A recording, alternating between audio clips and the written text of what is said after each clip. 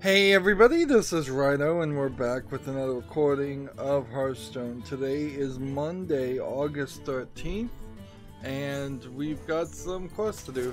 Now, oddly, I don't have 3 quests on the Americas account because I got a little bit ambitious and decided to play a little bit extra to see if maybe these new HS replay decks have some win ratios that could get me above rank 20. There's definitely still a lot of weirdness going on, particularly as somebody who's around rank 20. I still very much believe that if you were playing as much as Cripperian or Disguised Toast or any other streamer who just plays Hearthstone non-stop all day every day, basically you play more often and that gets you the percentage of wins needed to get you higher. But also, those people all have gotten up to like legendary and they only fall down to rank 10. And I think the game is a lot different at rank 10 than it is rank 20. And I don't mean that it's just harder, I think it's more predictable. I think when you get down to these low level ranks, which I've never really pulled myself out from, nor really even cared to, you're playing with so many people that are playing so many random decks that even if you're trying to play a strategy, you're gonna lose a lot. And I'm not sure you can really pull all the way from rank 20 to legendary or even rank 10 with a reasonable free-to-play collection of cards. I think you're just always behind the wire. I need to win a game with Rogue Warrior and I need to deal 65 damage to the enemy hero.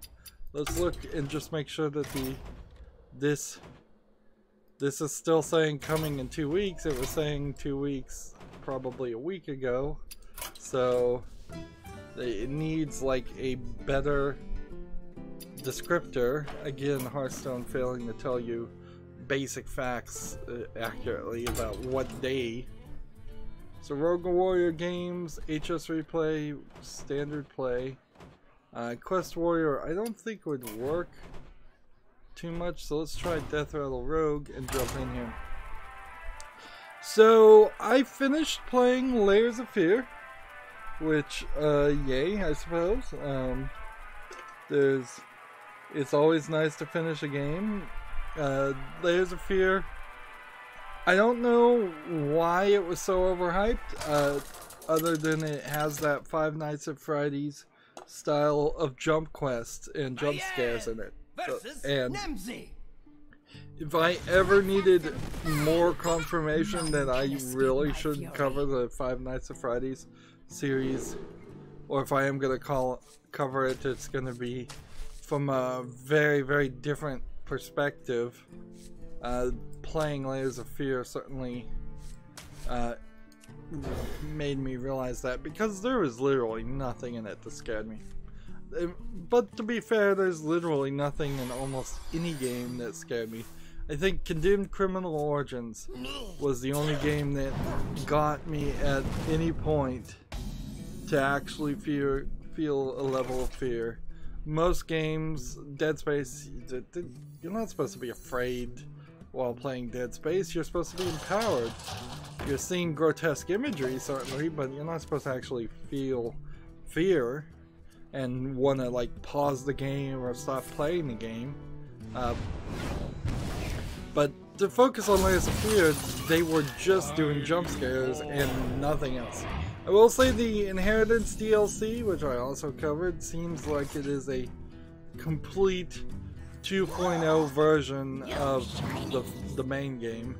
And had they done the had you played the Inheritance DLC before you played the main game, that might be a little bit better, because there's actual better voice acting and a lot more in the Inheritance DLC, a lot more characterization in comparison to the main game, where it's it's almost all just built around Justice is picking mine. up things on pieces of paper and reading some story into the pieces of paper you're reading. And even then, it doesn't really give you a lot of stuff. I think they overly committed to having 3 different endings, none of which feel like they really make a lot of sense, nor is it really a fair way to determine the ending you're getting. Instead of being enabled to pick your ending, you really just have to find certain collectibles for one ending and avoid certain other collectibles for another ending. It's not particularly a good system at all. Justice is mine. Let's see.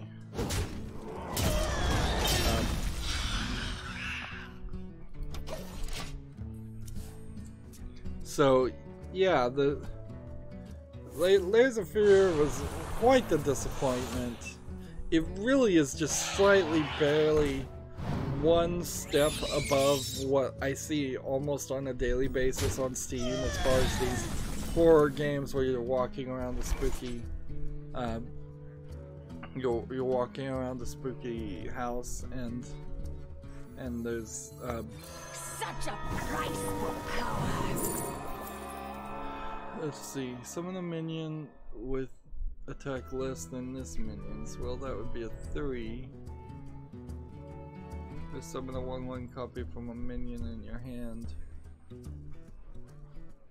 I'll take that.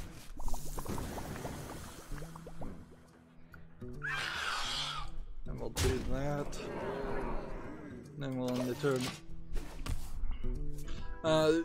Some really easily overlooked puzzles could have been added to Layers of Fear. For instance, there's a game about painting, and yet there's never a key carved into a paintbrush. There's never a color mixing puzzle, primary colors or anything like that.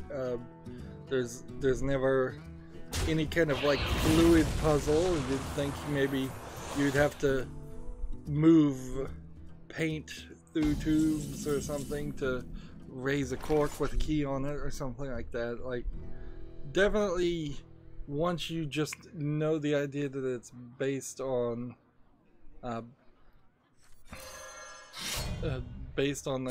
concept of a painting, there was something more that could have been done.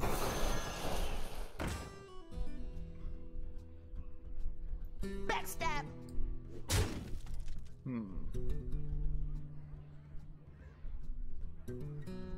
Oh, well, summoning a 1/1 copy of this, summoning a 1/1 copy of this, summoning a 1/1 copy of this. I guess that potentially could go in circles, couldn't it? So yeah, pretty disappointed with Layers of Fear, and then I went on to play The Seventh Guest, which I played all the way through that. If I wasn't frustrated with the 20-year-old game, The Seventh Guest, playing that through the Scumpium emulator, which it seems like if you just click go on Steam, it runs the Scumpium emulator anyway, so I used a newer version. It didn't really fix the fact that there's an original bug in the game. So, like, that original bug is still totally present and obviously still acts as a bug. Let's see. I want to probably do this so that I can do Justice this. is mine.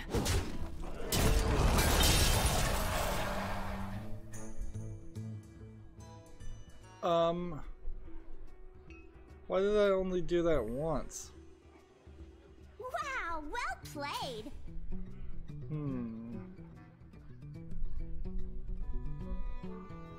Quickly. Well, I guess I can't do anything else, so I'll end the turn. The Seventh Guest is just a really, really old game, but it is a point-and-click adventure game too. So, although it's not a item involving point-and-click adventure, instead it's really, I don't know if you really even would classify as a point-and-click adventure. It's such an early example of that where. Let's try that again, see how well this deck really can play. You wander around the spooky mansion, you find puzzles, you do the puzzles. When you solve the puzzle, you're shown a cutscene. After you've done a certain number of puzzles or specific puzzles, you unlock more rooms in the mansion. They just magically unlock, and those rooms then lead to more puzzles, and you do those puzzles, and you do that 3 or 4 times until finally you're at the last puzzle, and then you're given a horribly tacked on ending that there's like a good ending for no reason whatsoever. Now the reason I wanted to play the Seventh Guest is because there's a fan licensed or license approved fan made sequel to the Seventh Guest, or sequel I guess to the 11th Hour, which is the sequel to the Seventh Guest, that was kickstarted and is supposedly coming out during Halloween. It's called the 13th Doll. It looks very good. It does not suffer from the terrible graphics and full motion video that you would have had to have lived with in the Seventh Guest. The graphics are so bad, so bad. Speaking of graphics, it did open the opportunity now that YouTube like shifts video around to whatever resolution it thinks is right for you, or for your video. I could have recorded that game at 640 by 480 instead of 1080p. However, OBS just doesn't really work that way. It would require changing settings in a internal manner that really wouldn't help anything. So yes, if you had a 620 by 480 resolution for some reason on your screen, I have no idea why you would have that, but if you had that, you would, and I recorded it at the right resolution without the black bars on the side, you would have seen it would display that correctly. But for anybody who's more realistically got a 1080p screen or maybe a 720p screen, you're still going to get black bars on it, and the way, and it's just not worth it to switch back and forth with every game. Such a price for power. So yeah, that's just not something that I'm going to do.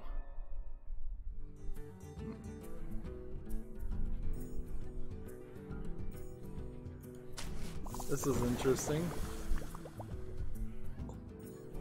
Interesting death rattle to steal.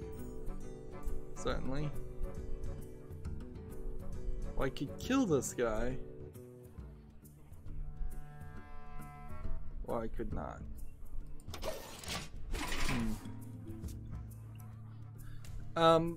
Yeah, Seventh Guest's puzzles sometimes bugged, sometimes really, really difficult. There is a way if you go to the hint book that is not explained, like nothing in the game is explained. There's literally no explanation of what time frame you're in or why you as the character are there. That is actually, I guess, revealed as a spoiler at the very end of the game. But you really don't have any other reason to exist. You're seeing all these ghosts of this house party that happened in the past, where there was 6 guests and a mysterious 7th guest, and the 6 guests all eventually, I guess, die. Although it's kind of hard to be 100% certain if that actually is the case at all. That isn't. Yeah, I'm not 100% sure that that actually was the case. That every single person did die. And they kind of die in just cutscenes after you solve the puzzles, so the puzzles don't really relate to anything. The 7th guest was probably extremely groundbreaking for introducing or pushing full motion video, which was a big thing for PC gaming at the time, and introducing concepts of like having actors and having a story written and have voice acting and the special effects and things that normally would have been too expensive to include in a game. And the 7th guest is kind of a great example of that, where in all actuality it could have just been a DOS-based collection of puzzles, because that's the only actual gameplay there. They could cut out the wandering around the 3D house and the cutscenes pretty easily. The puzzles don't run greatly. I don't know if that is because of ScumVM or what, but you often will make 1 or 2 moves, and then it will tell you that you're taking too long, and it shouldn't be taking all night. There once was a man from Gilneas. Let's see. We hunger for vengeance. There we go.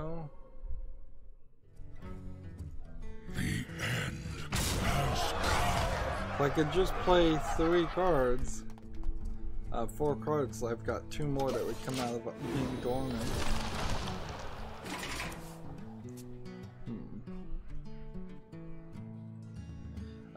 So yeah, I could play the 11th Hour, the sequel, which I think would be a lot better, but I was just so frustrated with those so frustrated with those things anyways.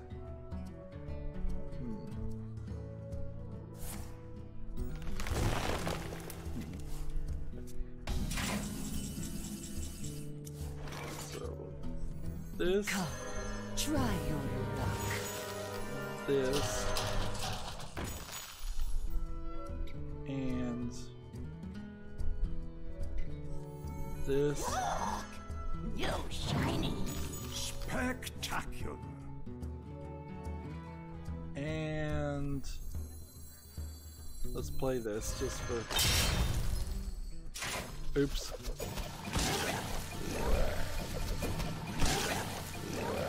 Interesting. One of these guys was not this card. The way they've programmed it, anything that goes dormant comes back as the Sherazam Corpse Flower. Ta-da! That is interesting. Titus is mine. That is also not the card I meant to play, though. Alright, well, that's the catch-up of what I'm doing.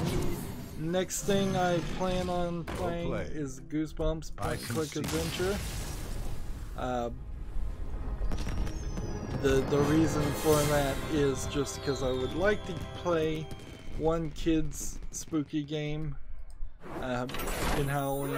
Also, Goosebumps is one of those search engine optimization. I guess we'll just keep riding this train and play Rogue. Unlike the RPG Halloween trick-or-treat games that we've done for the past couple years of Costume Quest, I'm kind of scraping the bottom of the barrel for games that would be kid friendly. So next year in Halloween month, if I even make it to next year, which that's certainly saying a lot in itself, the point and click adventure section may just be full of adult oriented and focused horror games. There really is no explanation or way of splitting this up too, since we've merged those 2 time slots to the point where now, like, the 7th guest really is fine for any 10-year-old to watch. It's old cartoony horror things, like what you would imagine a haunted house would be if it's a haunted house designed for 10-year-olds. Justice is mine. Spooky clowns, things like that. Not terrifying, terror-inducing, like realistic things that are gonna lead to giving your kids nightmares. Although, you know, a kid may get nightmares even from a haunted house of just, you know, Casper, ghosts in white sheets type stuff. So you always have to know your own kid and see what their level of fear they're willing to engage Justice is mine. and expand their, I guess, mental horizons with. Speaking of expanding horizons, here's a nice transition. Always point out your transitions. YouTube's Team YouTube tweeted, "We're experimenting with a new shelf on YouTube's homepage to show you videos from your latest subscriptions. Watch the latest Creator Insider to learn more, and then comment on the video to give our team your thoughts." So basically, YouTube is experimenting with adding something that used to be on YouTube a very long time ago, which is you actually see your own subscriptions on the home page instead of having to click on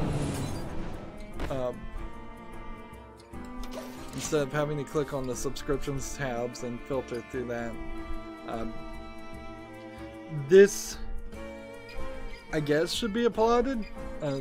Taking a step back and realizing you were doing the right thing years ago might be the right move, but also it feels like half of these experiments are designed to fail and just give them more evidence in their mind to say, yeah, we tried this, it didn't work, when they really didn't try it.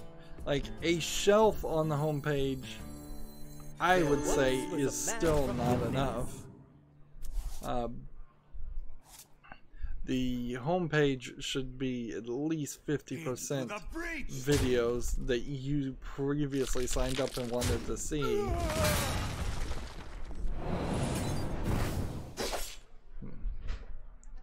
Alright, do I want to attack with this?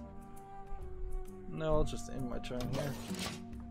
But I can't, as much as I hate YouTube and everybody hates YouTube, at least right now, for the second, you have to applaud them. YouTube is almost like the example of the worst child, the problem child that you could have, where they're always doing something wrong and you're just at the level where you're like, we've got to just praise him when he does good things. We've got to start them down the path of wanting to do the right thing instead of always doing the wrong things. We're not anywhere close to making the argument of not doing the wrong thing, but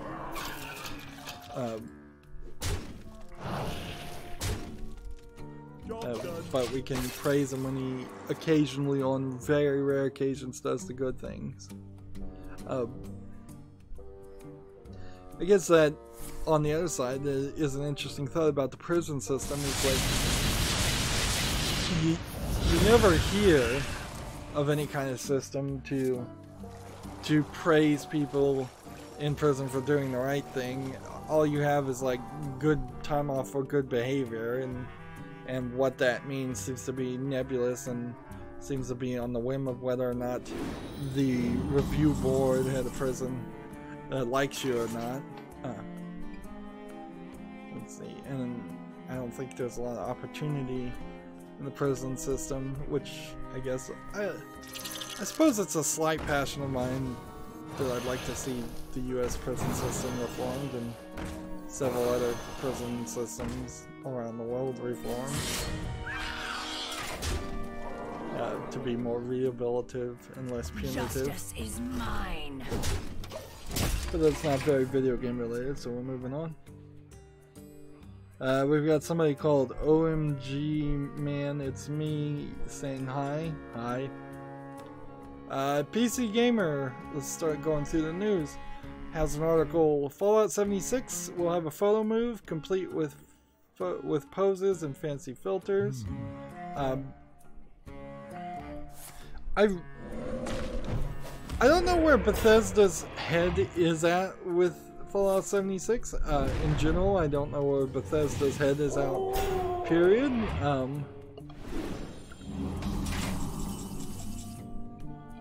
Clearly the right move here, and this must in some way be a desire to emulate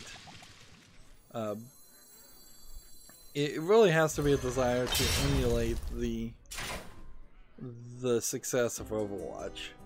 And they're looking at Overwatch and they're saying, well, that's a somewhat in the future sci-fi esports game, and we want to make something similar to that, something successful like that, so let's do Fallout as a MMO, when clearly the right move here would be to do well, I guess Elder Scrolls Legends as an MMO. So I guess they've already done their MMO and now they're trying to double up with a second MMO in the Fallout universe, which is crazy. Really, really crazy. Their only other universe is like Bethesda is Warcraft too, is it? No? That's Activision Blizzard.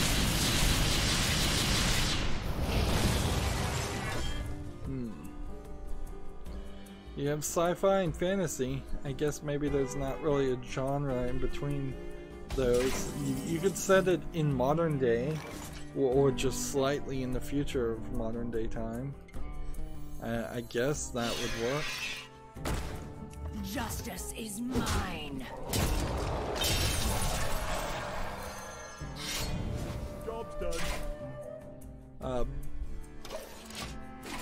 So yeah, but to just narrow it down to Fallout 76, it seems like it's just ridiculousness.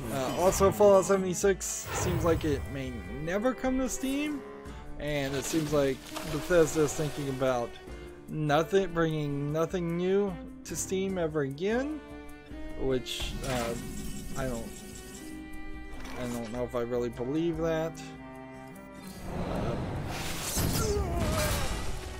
Justice is mine. But it certainly would be interesting if that turned out to be the case. Let's just go ahead and play this.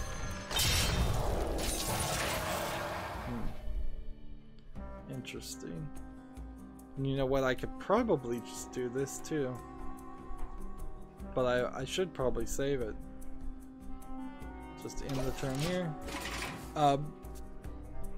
Fallout 76, as it's being shown right now, still doesn't feel like it's a game worth playing, and Fallout 4 doesn't feel like it's a game that's playing.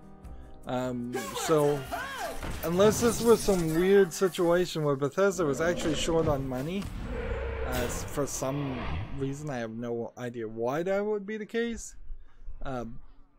yeah, unless Bethesda was short on money and they really had to recoup their efforts on Fallout 4, if they were doing some internal budgeting that was just the wrong way to make video games, it would be definitely getting away from the idea of a tentpole game sometimes funding the flop games.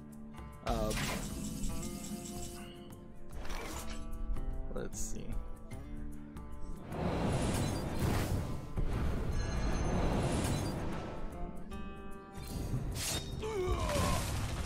Let's see. By the way, I could have done that.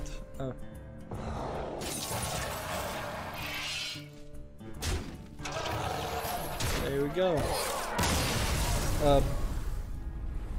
Yeah, if they were doing some kind of budgeting where Fallout properties had to be profitable regardless of whether or not their other properties were profitable, it might make more sense to make Fallout 76. But I guess it's more likely to believe and more believable. That's it for the Americas account. Let me just make sure I don't have any friend requests, and we'll move over to the European accounts. That this really is just an ego thing with somebody at Bethesda. I would assume Talad Howard directly. I'd say that there's just straight up an ego thing where he says we've got to make Fallout 76 good and thus redeem Fallout 4's mediocre reviews. I guess we'll be playing Zoo Warlock for this one. That's alright. Let's come over here. Come over here. Switch to standard and play here. You can see I'm at rank 23 on the European account, so I did get up to rank 20 at least, and I was making progress just right now as I was playing Hearthstone to slowly get more victories. Which Zoo Warlock is it? Let's just say your soul shall be mine. One of the, apparently I changed it to Zoo Warlock or something, and my Hearthstone deck tracker app wants to know which one I'm playing. The other thing that where I don't know where Bethesda's head is that they hired a legal team that filed a cease and desist sort of or threat of lawsuit note. I don't even know if it was actually an official cease and desist letter because it seemed like it was very poorly worded against someone who was selling on Amazon's third-party marketplace a sealed copy of The Evil Within 2, which that certainly mars whenever I get around to playing The Evil Within 2, is now I have to talk about, oh yeah, remember the time that they threatened to sue a guy for selling a sealed copy of that game as a new copy because he wasn't an authorized dealer, and their claim, as best as I can understand it, because it seems like it's ridiculous, is that only being the fact that he's an non-authorized reseller, they won't honor their warranty on the new copy, and thus it is not a new copy even though it's still sealed in the packaging, because they won't honor the warranty that would come with the game for what little warranty that is.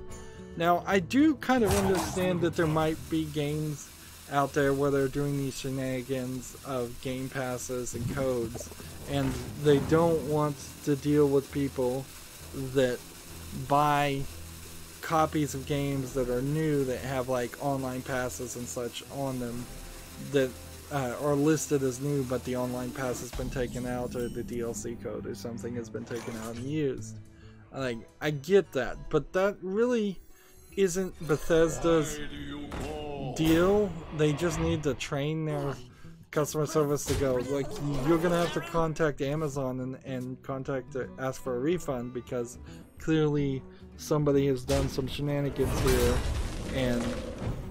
and used part of the game content that was in that disc box. And inherently, the only reason why there are Game Passes and DLC codes printed and put in the boxes is because they're trying to fight used sales. And so this is a extremely insanely roundabout direction in which they are just trying to fight used sales by having the used sales be worse off or perceived as worse off than the new copies, and then also stopping people from selling the new copies. So I don't know why any video game company ever does this. Like, there's never been a successful cease and desist in the video game industry. It just doesn't happen. It makes your company look tone deaf. It makes your company look like a bunch of jerks. There's just better things you can be doing with your time than having lawyers use up their billable hours on suing small people. At the very least, what you should do is compile a case, at least when Nintendo shuts down like Love ROMs or ROM sites. They've got a case there. They say, look, we found millions of copies of our first party titles being shared here, and we are not happy with that at all. But when you make a case and you have millions of copies being sold, that's a lot better. So had they sent a cease and desist to somebody who has this long list of Bethesda titles, like every single Bethesda title and multiple copies of the same Bethesda titles being sold over and over again,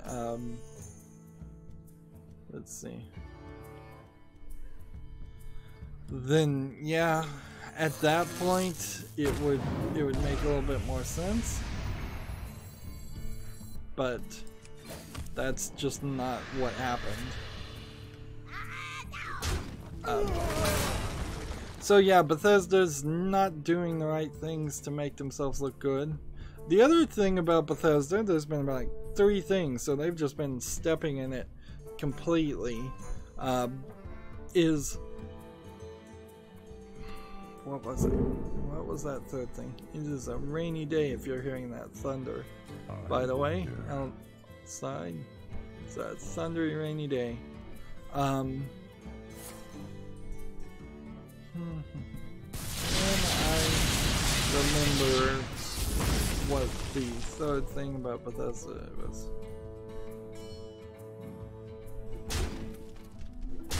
Oh yes, they've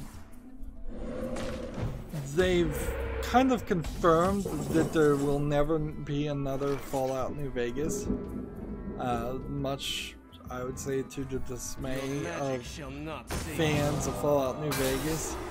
So Fallout fans are really just getting it from every direction, because there really is just no good experience to be had with Fallout anymore. Like, you're gonna have Bethesda's Fallout 4 style games, or you're gonna have Bethesda's Fallout 76 style games. I wouldn't even be surprised if somebody tried to make the argument, and maybe this is true, maybe it isn't, that the team that made Skyrim and made that so popular maybe doesn't even work on Skyrim and the Elder Scrolls series anymore, and so those two are kind of probably out the window. But particularly Fallout people, you're in this position where you're never really going to be satisfied, because there basically is no satisfaction to be had. Fallout, if you like Fallout 1 or 2, that's completely a different team. I don't think works for Bethesda anymore. And if you liked Fallout 3, well, clearly the team that made Fallout 3 did not recapture that magic in Fallout 4. And if you like Fallout New Vegas, well, that was a different company that wasn't Bethesda, and now Bethesda said they aren't going to let a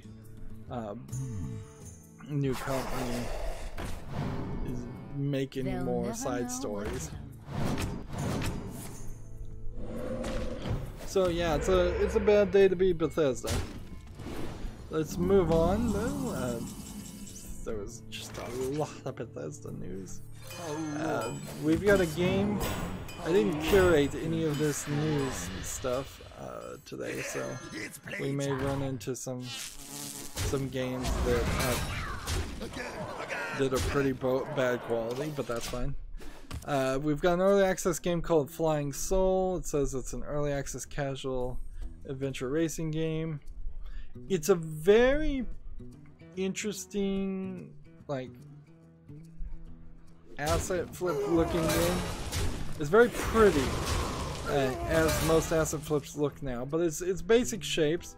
I will say the basic shapes in this case are like red rings with a lot of reflection and shininess to them, and when you fly through the rings, I think they changed to blue to indicate yes, that's what you're supposed to do.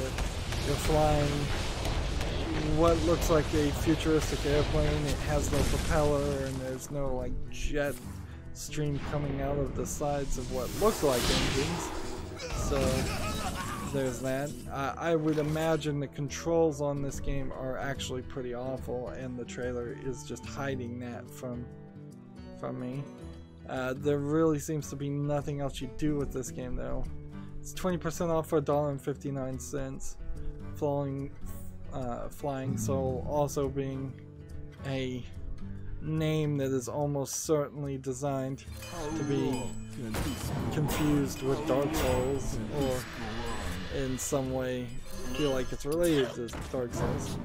And this is made from a developer who has made, let's see, 2 other games, both with mixed reviews. So yep, that's a bad game, if I were to guess. PC Gamer has an article. Former Dallas Fuel Overwatch pro XQC suspended again. He might miss the World Cup. He's been caught directing abusive language at other players. It seems like this is Felix XQC. He's been caught directing abusive language to other players, it says. Yeah. Inherently, this all just kind of goes back to what I feel like is a unrealistic level of attention and demands on the esports players. It seems like Dallas or Dallas Fuel is they're trying to make Overwatch very, very family friendly, and because of that, interesting as Shuttle Walk didn't work,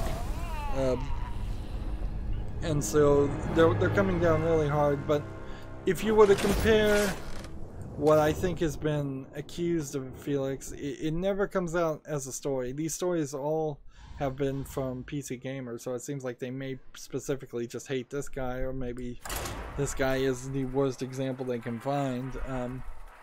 I heard someone describe CNN these days as being not so much a left liberal for the United States channel, as much as just a channel that is committed to hate. And in hearing that description, I kind of agree with it. Like, it feels like PC Gamer is kind of just committed to hating esports players. I think when you take a step back and you go, look, how many rugby players say something offensive or awful on the field or off-wise just because there's chat logs in Overwatch, and maybe that's or it's over recording mics. That's part of the thing. Certainly, people should try to be courteous and kind, but there's always been rude people in the world. There always will be. Football players, NBA players, they're all saying horrible things on the field. It's just people aren't hearing them, or the mics aren't turned on. And because of that, I mean, you're just really holding them to a extremely high standards. It feels like kindergarten, frankly. It feels like you're, oh no, you said a naughty word. Oh no, you're not playing nice on this pro level of Overwatch. I kind of want them to talk, man. And more people than you would realize think that's part of the game. That doing the baiting and getting under the skin and playing psychological warfare with other players is part of the game. And that's, I would say, at least half of all pro esports players and all people who play those kind of games. It kind of wraps around to the idea that SJWs in general want to create this world of like censored speech and make everything a safe space. It seems like that's exactly what they're trying to push, and yeah, that makes a lot of sense, really. They're trying to push a world and push the ideas that nobody in any situation, in any career, regardless of their age, regardless of the level of maturity, and first they'll come for the gamers and then they'll come for the games. So don't be surprised as so many games have talked about, we want to get rid of our toxic players and have a good gameplay experience. The next thing that will happen is you'll stop seeing the creators from having the artistic freedom to say, to tell stories that are slightly aggressive or cuss, or even have cussing in it. Like this, that certainly could be the way it goes. Fortunately, at least for the moment, we already talked about it, Germany is now considering video games as art, so it will, on a case-by-case basis, now allow some games that have Nazi symbols and propaganda in them, assuming they are historically accurate or done in the way that they censor the ratings boards. I mean, it's a censorship board. You can call it a ratings board all you want. That's what every freaking censorship board that's ever existed has done. They've said, oh yeah, we're not a censorship board, we're a ratings board, we're just rating them. But by the way, if you get a rating above, if we refuse to rate you, or if you get a rating above a certain level, you can't actually have your game sold in this country. Whether by law or by just fact that no stores will hold any of them in their as their inventory.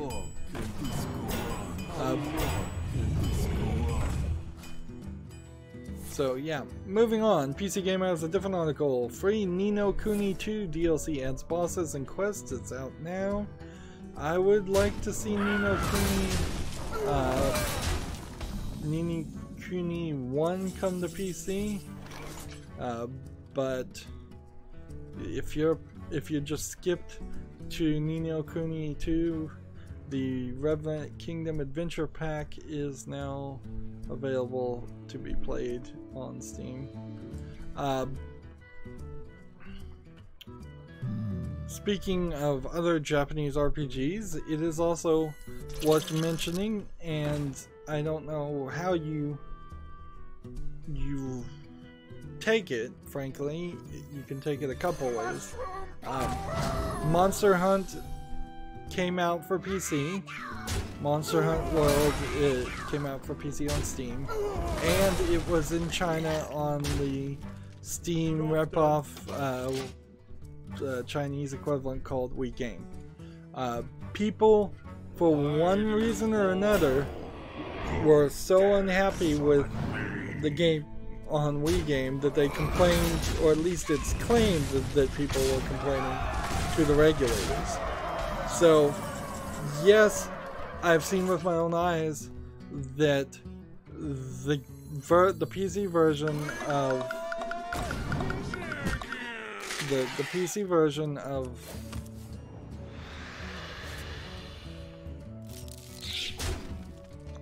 Monster Hunter World is unacceptably buggy. It has frame rate issues. I wouldn't be surprised if people in China in particular don't have the greatest PC, so they were having a lot of issues. So maybe there was a lot of complaints. On the other hand, this might be an example of just the Chinese government allowing in a Japanese game and then going, oh wait, no, we don't want Japanese games allowed in our country. Let's use our influence, use our government censorship to say, oh yeah, there was a bunch of complaints, and thus because of that, Wii Game takes it down. So you can tinfoil hat it and say it's an anti-Japanese sentiment, or you could take it the more realistic way, and I think I probably would lean more towards the more realistic way. Like on Steam, Monster Hunter World is not doing good either. Inherently, it all falls back to Capcom, I believe is the publisher of Monster Hunter World. It all falls back to that Japanese company. Had they just done a better PC port and not released the game until it ran well and on the variety of systems, and it's not like Monster Hunter is even that visually demanding of a game. It's a little visually demanding, but it's not that visually demanding. So, had they had a good launch, and if it was highly rated with not that many problems, or a reasonable amount of graphical problems in the game on Steam, and then Wii Game took it off because there was these random, undescribed, as far as I can tell, complaints, that would have been something different. But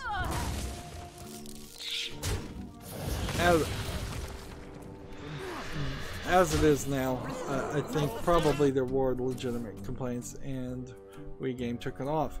I guess it shows also a different level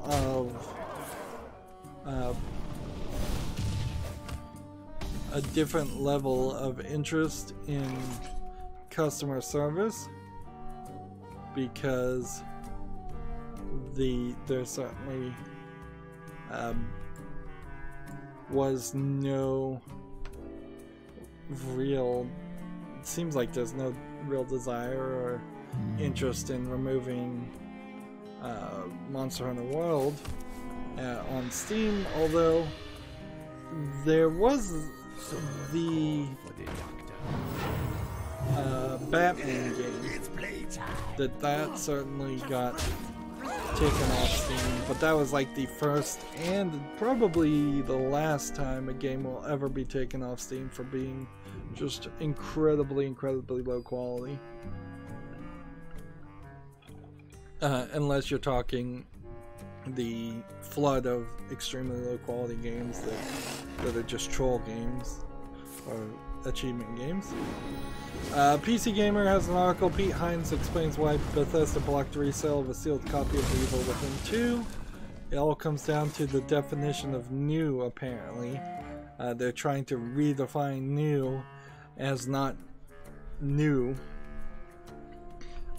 One argument certainly is that there's no way to tell from any reseller if somebody took a game out of a case and played it and then used a relatively easy to get plastic wrap shrinker to shrink wrap it back into the plastic.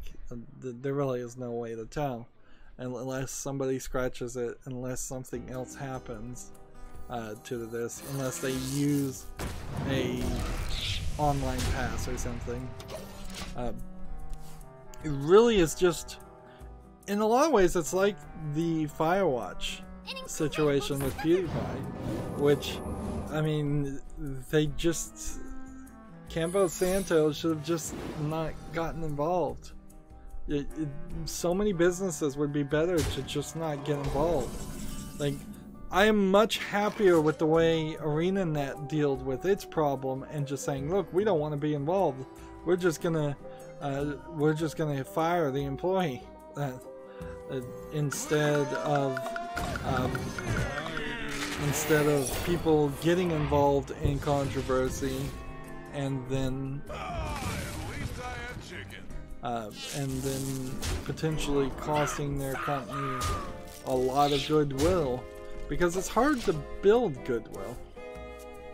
As for what this article really says, I've already heard it a couple times, so I'm not going to read the entire article or read the article at all.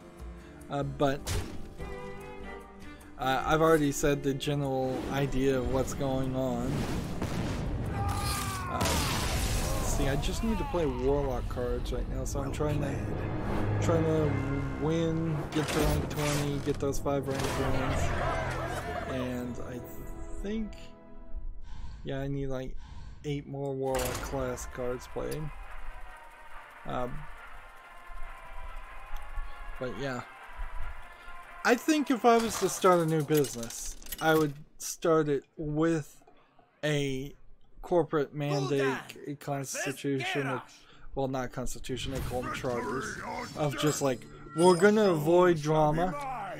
I guess the escapist is doing the right thing, coming back and saying, yeah, we're gonna avoid politics.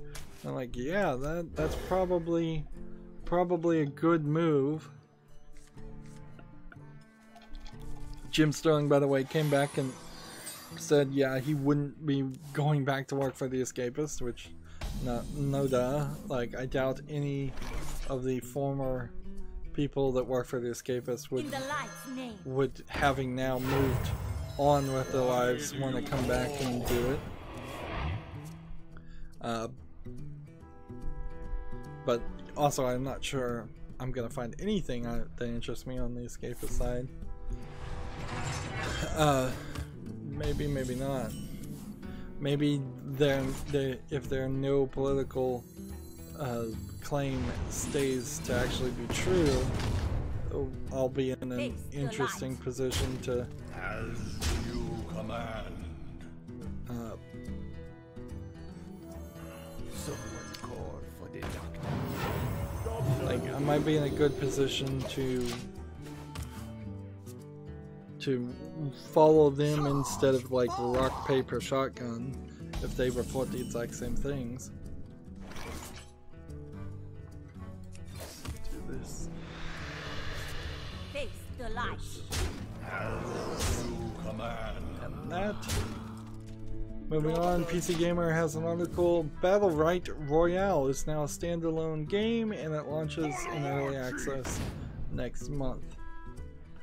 Battlerite's upcoming Battle Royale mode has now become a standalone game. This is from Stunlock Studios, not Sunken Studios. Battlerite is, I think, a MOBA?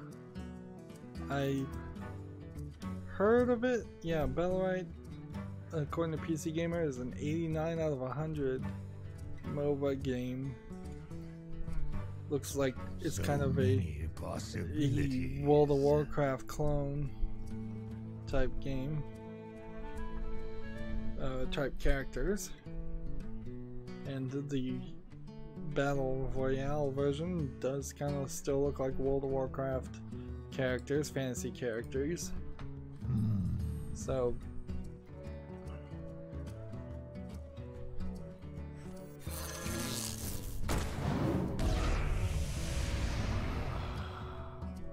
play this? I don't want to play that. Let's play this. Moving on, PC Gamer has an article. 2D sci-fi RPG Crosscode gets a September 20th release date. Crosscode, I think, is getting a little overhyped, probably by PC Gamer. I felt like Layers of Fear was super overhyped as a game. Speaking of just listing things I think that were overhyped. Let's see, let's play this first. Gematsu has an article. Bandai Namco's Summer Horror Project teaser website launched.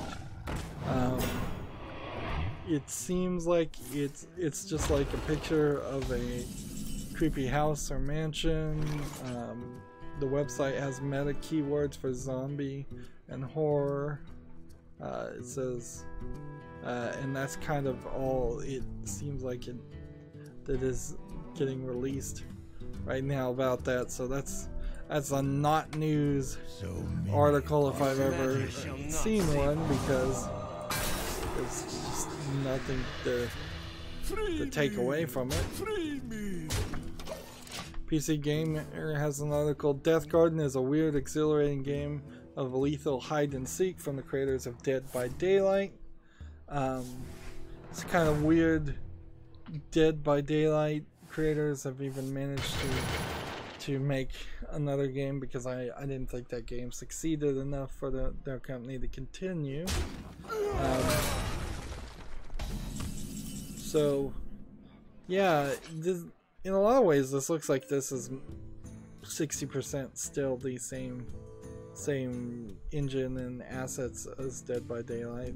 The only difference is now, instead of playing a horror game, you're playing so many possibilities.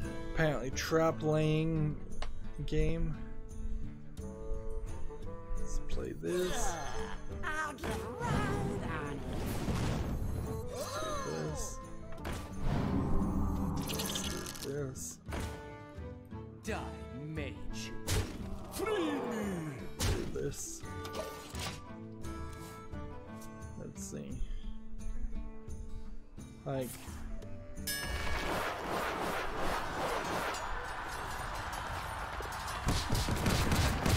so in this game, what's the name of this game? Death Garden. You play as either the hunter who doesn't have HP or take damage, and you can shoot him with a bow, but shooting the hunter with the bow is actually a terrible idea, because it just tells the player, the hunter, where you are. And so I guess the only real way to Someone called for the doctor. the only real way to use the bow is for something else.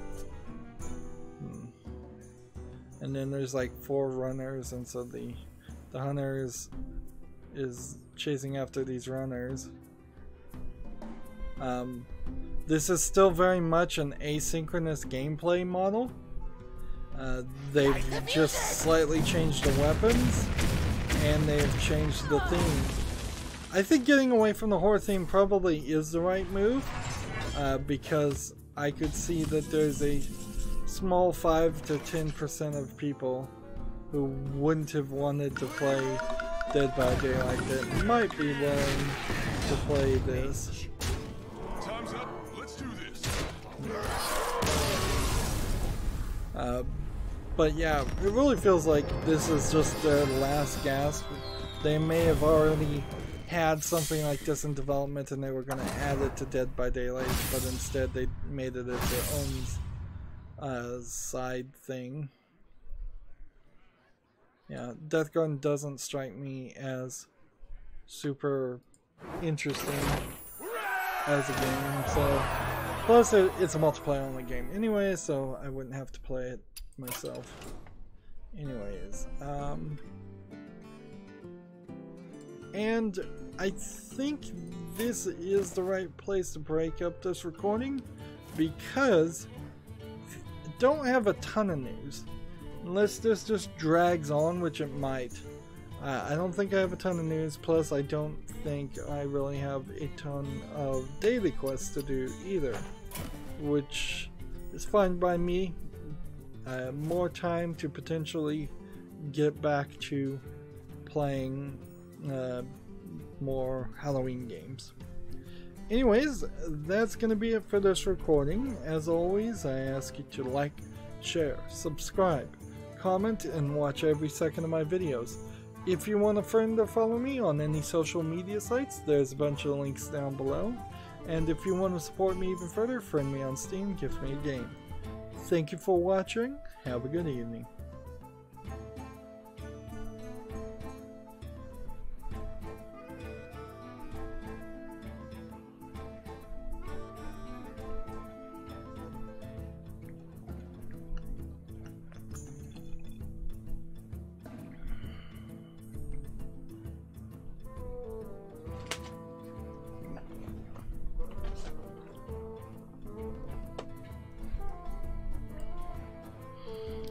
Hey all you subscribers, this is Rydo and we are back to another recording of Hearthstone. Trying a new intro there, trying to see how that sounds on my tongue. I'm not sure I particularly like it. I don't push people to subscribe at the beginning. I kind of need to, but I need it to. I also personally want it to be a quick and easy entry into a recording. So generally it's just, hey everybody, my name is Rydo and we're back to this game. That's kind of all you need to know. But I would like to see if I could integrate subscribing, or at least saying the word subscribe, to memorize get people to subscribe more. So hey all you subscribers, hey subscribers, something like that. Kind of frankly, if you are watching my video and you are so obviously offended by me calling you a subscriber when you aren't, and you refuse to ever subscribe to my channel, and you're just morally opposed to ever subscribing to my channel, at the moment and kind of going forward, you're just not a fan that I want. I mean, sorry, if you're not willing to even click the subscribe button, you haven't even met me halfway. So like this, I don't want to turn it into a this is the moment when Rydo turns on his fans and starts a big controversy. But yeah, if you are offended by being called a subscriber and you absolutely inherently will never subscribe to my channel, and you know that, then I guess at that point I kind of just say, well, let's go our own ways. Like, just you're not the kind of fan I want. Sorry. Moving on, I guess I'll continue to try to have that intro. I'll break it up into new games that I'm recording, so if I maintain it consistently, I'll do it throughout the Halloween month, October. October is just becoming Halloween month in my head, and nothing else.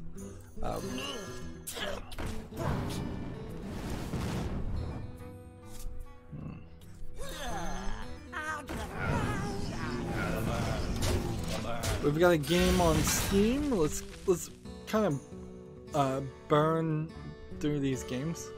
It's called Hungry Shadows. It has Dark Screenshot Syndrome. The game I recently played, Layers of Fear, also had Dark Screenshot Syndrome. Just the entirety of the game, like very few sections at all, had properly lit rooms. You really couldn't see anything at all.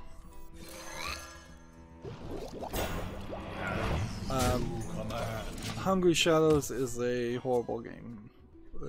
Asset flip type game. Low effort asset flip. Do we really need to make a category now of, are there going to be high effort asset flips and low effort asset flips? Hungry Shadows is 40% off for 59 cents. cheapest I think you can sell a game on Steam. Let's move on. Next game we have on Steam is called Rydo, R-I-T-T-E-R. It says it's an action indie adventure game. It kind of looks like a mobile cell phone port. Yeah. It looks to me like it might be even a one-button game, or it might be more. It looks like it's a platformer. You're playing as a knight jumping around on these floating platforms. I wonder. Let's do In the this. light's name. And then this. It's playtime. Yeah. So I just saw a double jump, so he grabbed the ledge. That's actually kind of surprising that he could do that. Rydo is 40% off for 59 cents though. It's too simplistic a game, really. It's just running around and collecting gold stars or medals or whatever. Just they say they're medals, but then they depict them as gold stars.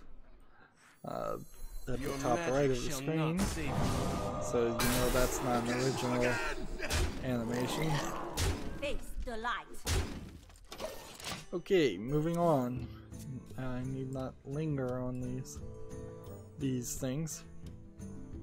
Let's see, here's a review from adventuregamers.com, which they only really cover adventure games. And they're reviewing Unavowed, and I just want to get a general idea of how much the review goes for. Okay, the review score actually is at the top, interestingly enough, on the side. They say it's a classic, 5 stars out of 5. So they really like Unavowed. Good. It's on my wish list already. So no big issue there. Let's do this. Do this. This.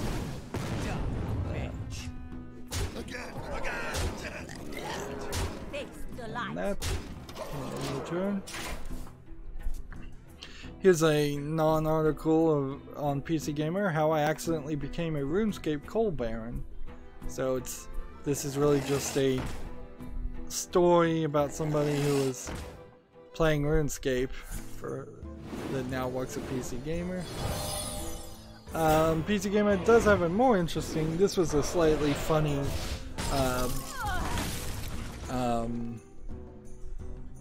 controversy, sort of kind of a meme controversy. World of Warcraft's game director responds to the Battle for Azeroth's Night Elf genocide drama and rocky pre-patch.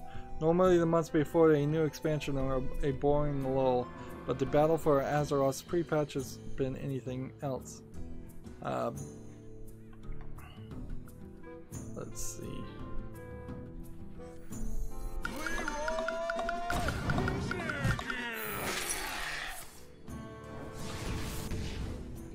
Okay. At least I had chicken. This. Play this. This. This. And that. The pre-patch messing up World of Warcraft doesn't really matter as much to me. It matters to people who play World of Warcraft, but I think in general the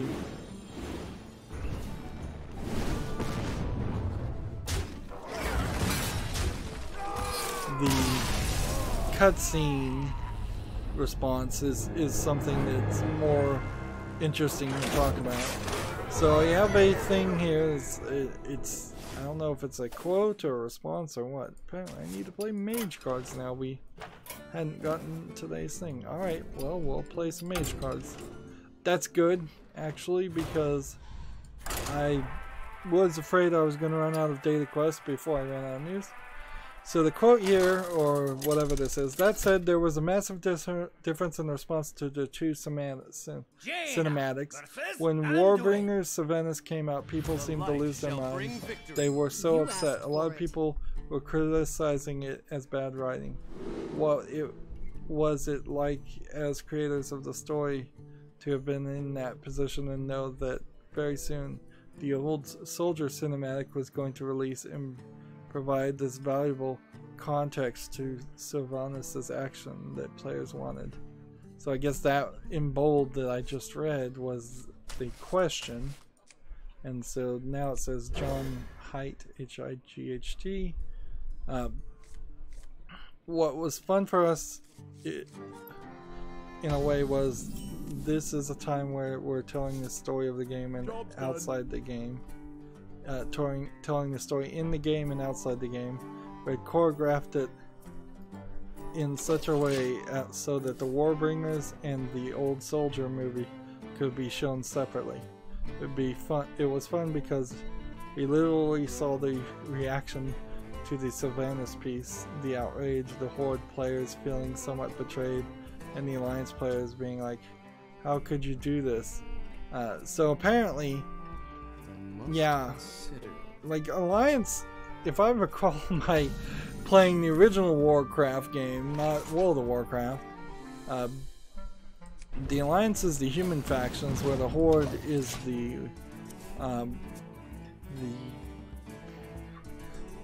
orc factions, ogre factions.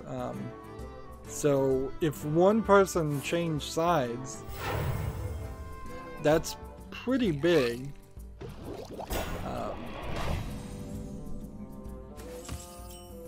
And behind the scenes, we were like, wait for it. And then the Old Soldier landed, and watching that reaction to it, it was awesome. Let's see. And then there's a response from someone named Hazzikostas, Hazzikostas. It's like one name, so I assume it's a fake name, and not a Japanese name. Or some foreign name of some sort. It doesn't sound Japanese. I think a lot of players' reaction stems from the emotional investment in people's views of Sylvanas, a character that had been prominent in the Warcraft franchise going back years and years. At this point, predating World of Warcraft itself, and then the Horde as a whole. One of the big questions in players' minds: well, this act seems evil. Does this act define the Horde as a whole? Does this implicitly then define me as a player who is a member of the Horde? I think the rejoinder to those concerns came just a couple days later as a reminder that no, the Horde is much greater than any one act or any one person. There's a lot more story left to tell. So if I'm to take it from an outsider's perspective, the reason, my guess is, that people are not happy with what happened is because the game Blizzard is trying to put story into something that has become too big for story, and this is certainly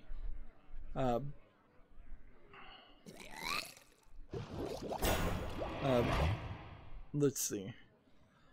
They have links here to the videos. I guess I need to watch them myself to see. Warbringer Sylvanas is 4 minutes long. Yeah, World of Warcraft has just gotten too big for story, particularly the MMO World of Warcraft. Yeah, if it was more of a case of they came out with a new Warcraft in general, just something on design specifically to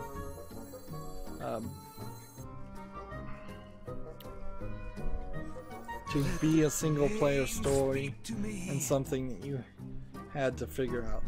Seems like Sylvanas is a dark elf, which I think they work with the humanoid Alliance side. Although you would almost think that a dark elf would side one way and a light elf might side the other way. Of course, I'm playing World of Warcraft characters right now, and well, maybe she isn't a dark elf. Maybe she's just a regular elf, and that scene was dark.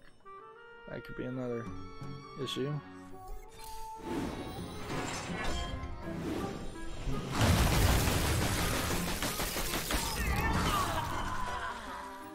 Let's see, can I kill anything here that will not kill me? I can do this. I can do this.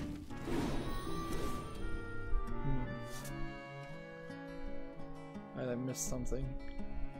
It went into a flashback.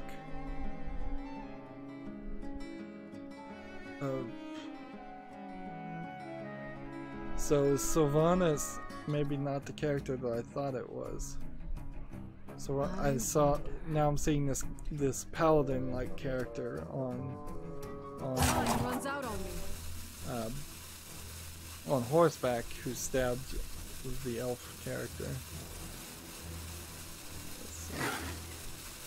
Let's do this. Unravel. Do this. And the turn. And whoever stabbed that elf, her soul became like corrupted and released, and I don't know.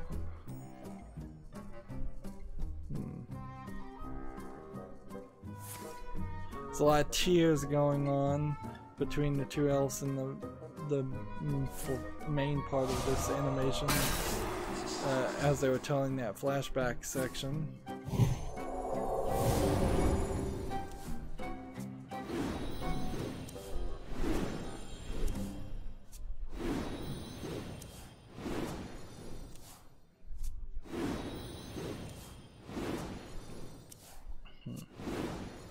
Is too full. See, there's a lot of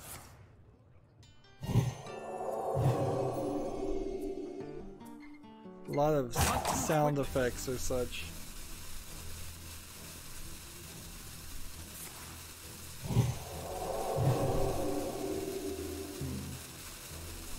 Like, actually this cutscene is very not well animated. It's kind of like a motion comic book. Let's start this going down.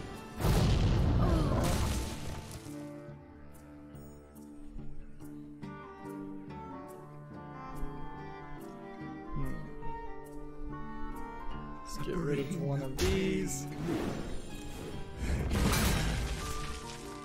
And then in the turn. Yeah, that cutscene meant literally nothing to me. The Sylvanas World of Warcraft video meant nothing to me whatsoever. So is this just two videos then?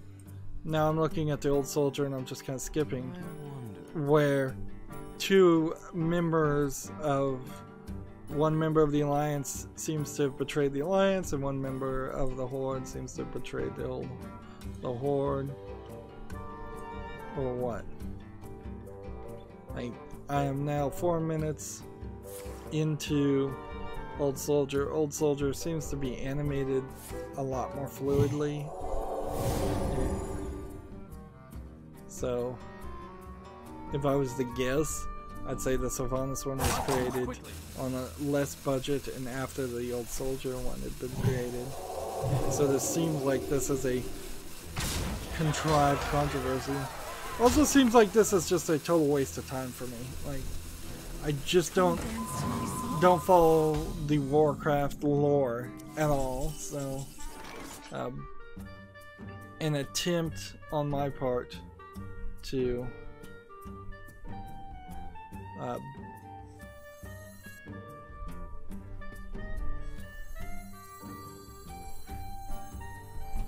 let's see.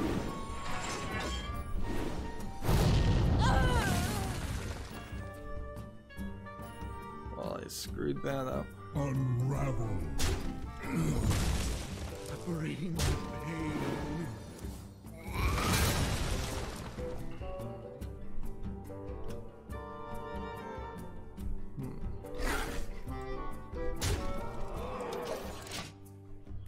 I know there's blue orcs and green orcs. I'm seeing a blue orc and a green orc. And there's like different tribes of orcs. There might be little infighting here. And see, it seems like it's just talking that's happening on the old soldier.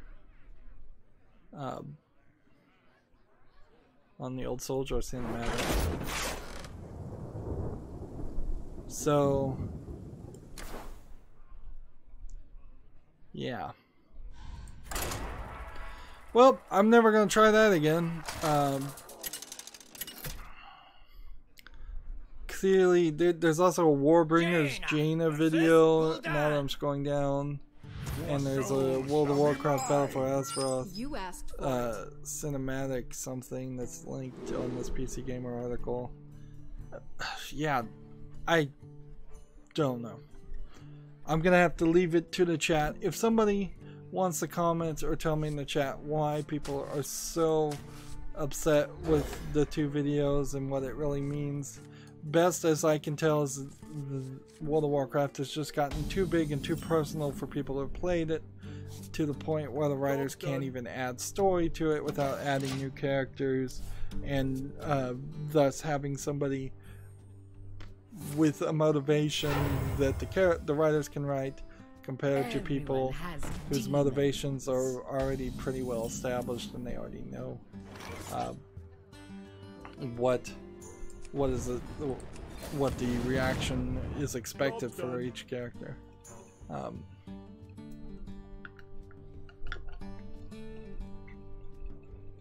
And I can kind of understand it. If somebody told me that playing Jaina here meant I was a bad guy, or if Jaina started talking and she had, like, she kept saying lines like, "I'm here to take over the world," and "I'm here to enslave everybody." Yeah, that'd be a better phrase. It's like, "I will enslave you all. I will enslave you hit this. I will enslave you that."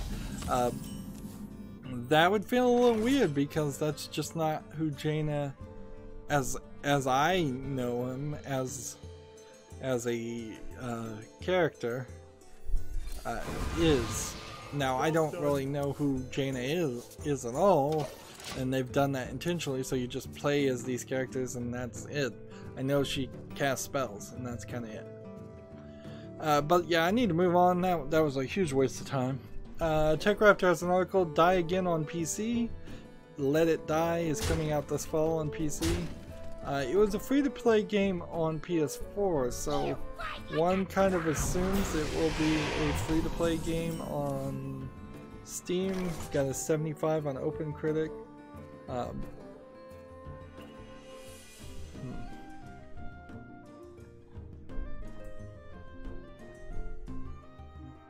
Let's see.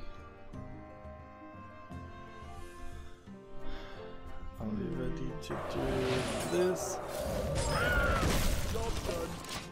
Guess we are. Although, to be fair, I think Let It Die, more than anything else, has tried to make it very, very fair to play the game without actually spending any money, or as best as I can. I'm still not sure I would spend more than an hour playing that game, though, because it's a free-to-play game, or I assume it is.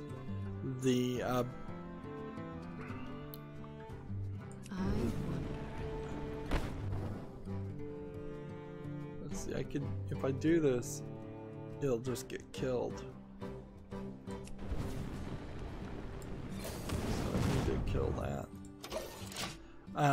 CNN Tech had an article that was retweeted by Susan Wojcicki, the CEO of YouTube, which is odd that this would get retweeted by her, and it shows that she is way more interested in pandering to big media, and she in particular wants big news reporting channels to stop attacking the new news reporting channels that pop up on YouTube. because they're not succeeding as much as they would like on YouTube. CNN isn't in particular. Of course, with new news channels, if you're really calling yourself a new news channel, there is a lot of risk of people just saying complete false actions, false statements.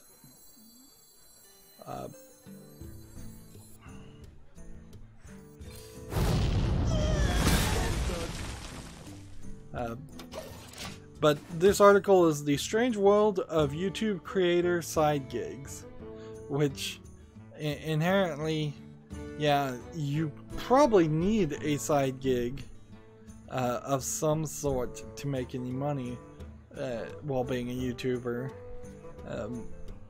unless you're very extremely successful.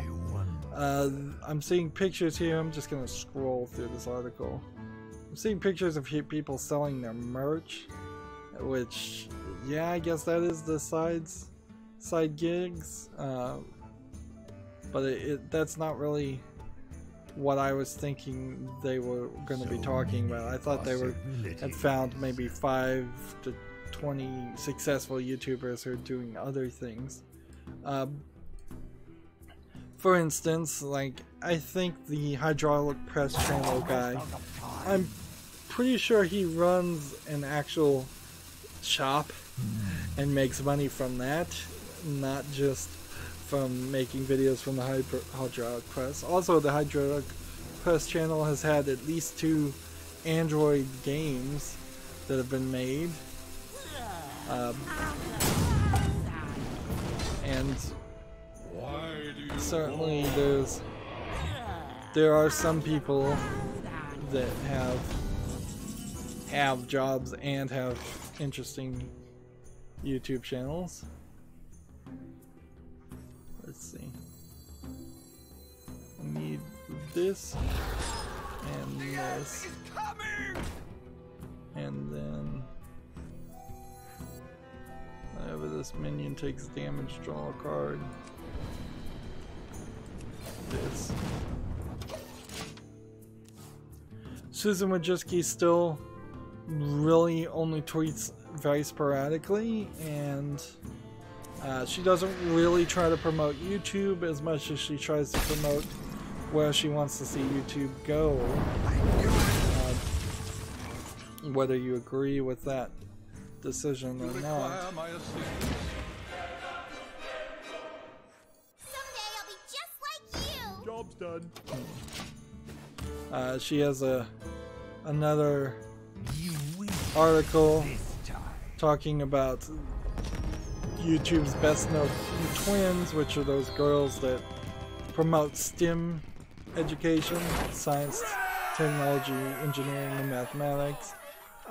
They're doing a decent job. I found the one video I tried to watch of them to be pretty dumbed down for kids, which is fair enough, and it seemed like they were getting a lot of help in learning it themselves, which also fair enough, because they are like 18-year-olds. I will fight with honor. You asked for it. It's hopefully a better situation than where like Mary-Kate and Ashley ended up. Both them being they're actually triplets, but them being very successful, but also falling into a lot of the Hollywood degeneracies and just not having a good life, as most child actors tend to not have a good life. That might be one thing that by the holy light. That is an interesting idea of maybe giving child actors and famous children a better chance at a regular life. Like the What's Inside YouTube channel, it has a kid. This is the child of the father who runs the channel, and I think there's a better chance of him having a normal life than if he had gone and done What's Inside as a TV show that was recorded in California, and the father was barely involved or not involved at all. Moving on, Rock Paper Shotgun has an article called "No Longer Home Combines Monsters with Adult Fears." I haven't heard of this game, so either it is not out yet or it's really new. It's a Kickstarter game. Okay. And I don't recommend kickstarting any Kickstarter games. I suppose it is slightly worth mentioning that the fan sequel to The Seventh Guest that's coming out in Halloween, around Halloween, is called The 13th Doll, and it was a successfully kickstarted game, but you can still pre-order it and they'll honor certain levels of the Kickstarter rewards. So yeah, there's seems to be room there to just kind of pre-order and buy the game. I guess I would still say it's not a good move to buy or pre-order games, and theoretically you should wait till there's some reviews on The 13th Guest. And in all honesty, I don't think anybody is just chomping at the bit to play a brand new horror game on Halloween. I think most people can find something better to do with their time. An incredible discovery.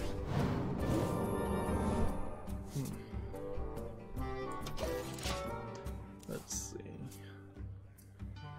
I'm going through a few of these articles and just closing them. By the holy Like, light. PC Gamer has free games of the week and games you may have missed this week as recap videos. There's no reason to talk about free games though, and most of them are terrible. Speaking of probably terrible, there's a game on Steam called Monster Minis Extreme Off-Road.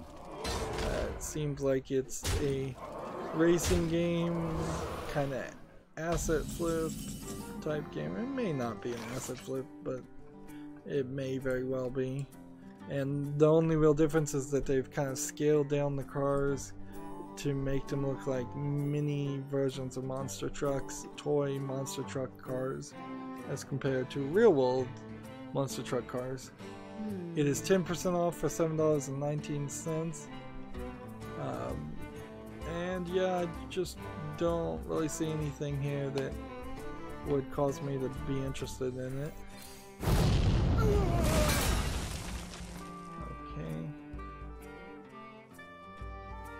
I found it first. Bring pain. Job done. So yeah, close that. Reporting for duty. Reporting for duty. I'll check that later. Reporting Yeah, for I duty. don't need to look at that right now. Crystal Dynamics has made a new studio. Crystal Dynamics being the company behind, behind the reboot of the Tomb Raider series. So they now have a new studio. Let's see if I can zoom in a little bit on this text. Reporting for duty. Nope, their website sucks. Well, I can zoom in a little bit. Announce an expansion with new hires at our Redwood Shores headquarters and the creation of our new Bellevue, Washington satellite studio, Crystal Northwest. So Bellevue, Washington, and their main Redwood Shores.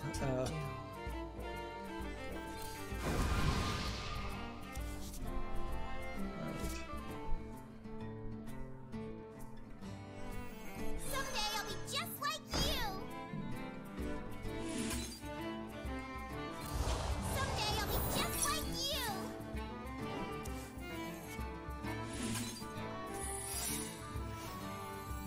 Let the pain speak to me. In return.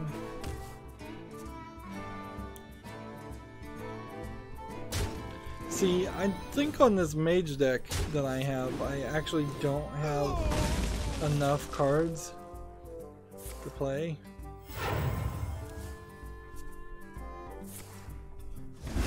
Like, I don't think I have the right cards, and so we did that. Okay, I don't want to talk about this article too much. Gamma Sutra has devs corroborate claims of sexist culture as Riot looks its ways forward. Let's see. I don't know what. Like, the thing here is corroboration means there are no new claims, and the original claims I found incredibly weak and pathetic.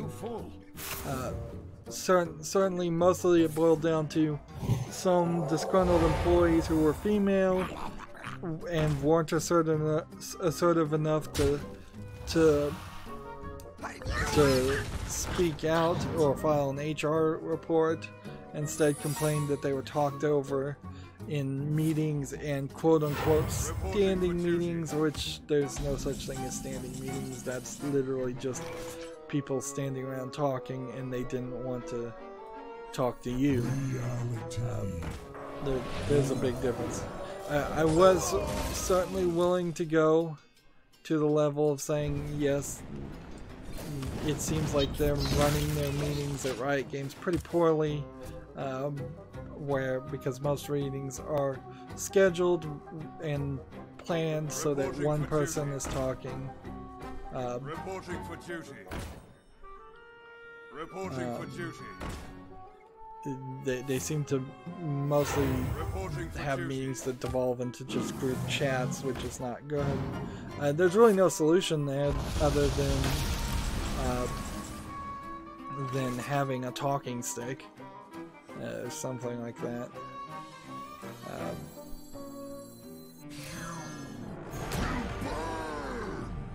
Unravel.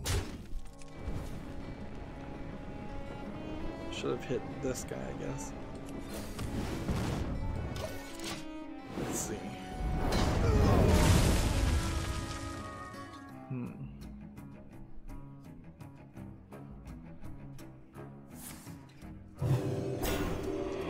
Like, I'm trying to scroll down this article, but it really just seems like it's just bringing up the same article again and trying to get more get more eyeballs on it.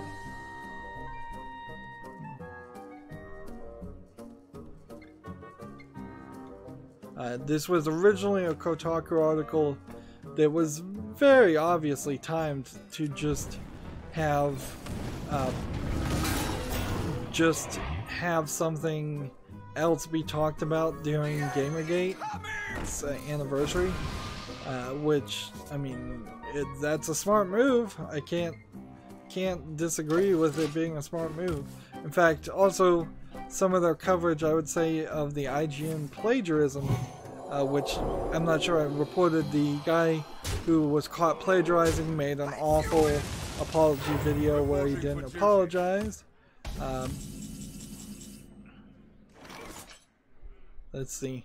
So all of this Game of Sutra article really is saying is that, yeah, we got corroboration, but they're not really saying what the corroboration was, which is kind of a nothing response. Like, I don't know what you do with that or how you deal with that at that point. It's, like, what do you do? Like, why should I believe that? But no new accusations, which would have made this more of a story that really should have been reported on had there been some actual accusations that came out of this. Like, and I certainly am not going to believe in the idea. Oh, I could have played this a long time ago. Like, I'm not going to believe in the idea of it's alright to make accusations if that then opens the door to other people making accusations that are valid. I guess my point there, to rephrase that, is I'm not going to buy into the thought it's alright to make weak or false accusations if it leads to somebody making a valid accusation or a real accusation. Like, no, that's backwards logic. Put your faith in Moving on though, that article irritated me when I first saw it, and now it's not much better in bringing it back up again. GameIndustry.biz has an article, according to Good Old Games, streaming is another layer of DRM. The head of global communications, Lukas Kukawaski, says streaming will take over game distribution, talks about the storefront's approach to discoverability and audience expansion. And see, this seems like this is really an interview, and the best that they could quote mine them for was streaming is another layer of DRM, which, I mean, depending on how you look at it, I could kind of see what they're saying. was a mistake. Like, in theory, everything I stream and put on YouTube is going through their Content ID system, which is a digital rights management software to make sure I have the digital rights, or who does have the digital rights to the audio and video of the games I'm criticizing can put claims on it and steal the content revenue that I used to be getting. Yeah, there's a lot in that statement, certainly. I kind of get that, but hardly though. And I guess when I make a pre-recorded footage, as we now move over to the Asian account, I'm not really streaming, but I'm still dealing with that YouTube, Twitch DRM. But I think really this is more of an example of Good Old Games has gotten a lot of attention by being very anti-DRM, while not really addressing the fact, or kind of highlighting the fact and being proud of the fact that they're really just not doing a great job competing against Steam if you want a storefront that is a one-stop shop. Guess I need to play as a rogue. Yeah, like if as somebody who got forced into owning Witcher 3 on Good Old Games, and I think owns maybe a couple other games on Good Old Games, I've never gone to their store. I've never wanted to buy anything there because I know there's just a ton of things that they won't have because they're doing this curated experience. And honestly, they're not doing a good job of a curated experience, because you'd have to go through everything that's on Steam and really make a decision, a much bigger decisions, and a lot more of them as far as bringing in a lot more content. Moving on, PC Gamer has a article, the narrative platformer Gris comes to PC later this year. Aims to be a free of danger, frustration, or death. It has a little trailer. Let's see. This is a digital devolver. Looks like it is a bit of a, yeah, platformer. It seems like you can jump really high or maybe even fly. It'd be really cool when it comes out, but this is another example of Digital Devolver doing a good job as a publisher and getting people hyped compared to, say, Gearbox Publishing, which is done a pretty terrible job of being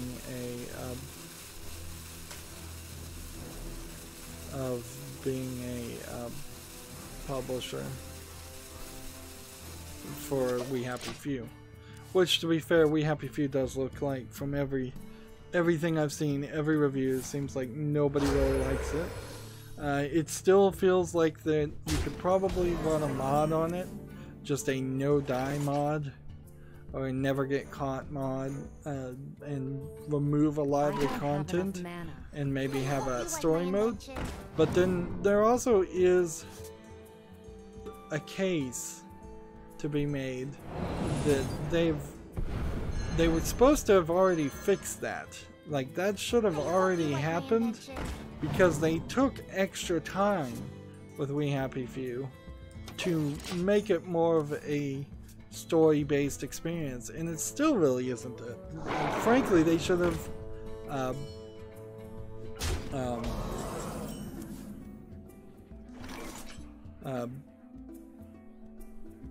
they really should have abandoned the survival mechanics. I hope you like my invention. From the word go.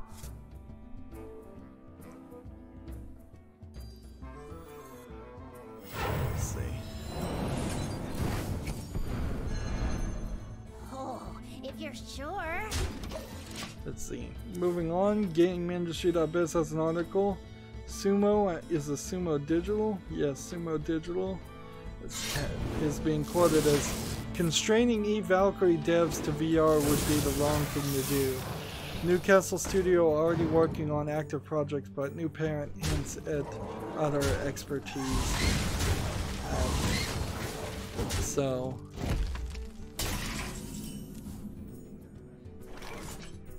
Sumo Digital, did they buy out CCP Newcastle? Is that what happened? The EVE Online developer? Yeah, the Newcastle studio was acquired at the beginning of the year, just a few months after EVE Online developer CCP shut it down and pulled out of the VR market. So yeah, there was a VR office that they decided to not make VR games. Welcome to my web. Which kind of makes sense. It's probably the right move. And Sumo Digital acquired them, and now they're letting them make something that's not VR. Alright, fair enough. Moving on, we've got a massively multiplayer open sandbox game called Boundless in early access on Steam.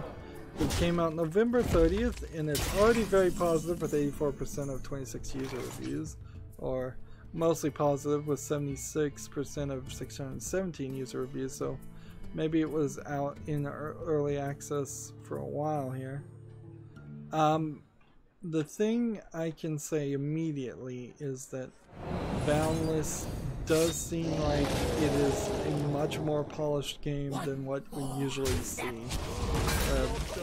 But it's still not quite that polished, and it seems like you just play as monsters that are playing in a kind of Minecraft world. It's blocky like Minecraft. It seems like there might be some redstone mechanic or some kind of elements in here, some trading elements. It seems like, yeah, the question is, are all of these multiplayer characters? And no humanoids in the game at all. It's all these alien creatures. Aliens that you're playing as, and aliens that are I got the best deals anywhere. Job's done. that are just alien monsters that you're attacking. Yeah, there's a lot of polish on this to try to make this the next Minecraft. It has 59 achievements, which seems a little high. It's $39.99. I don't think so though.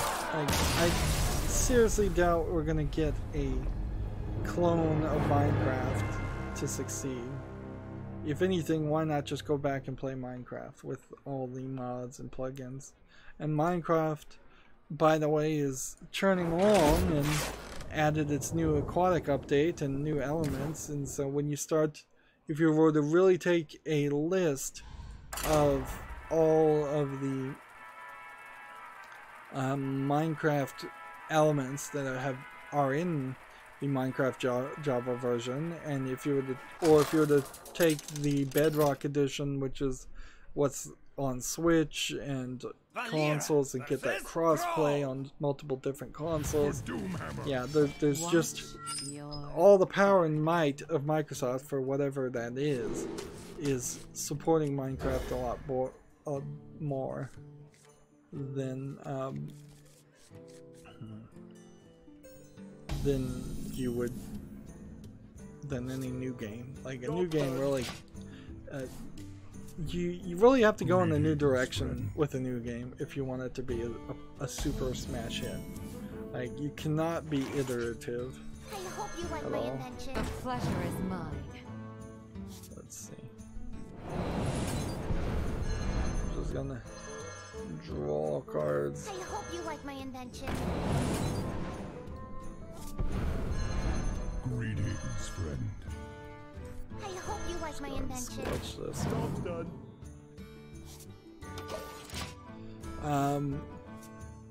So a little bit more information about the new Crystal Dynamics Crystal Northwest in Washington.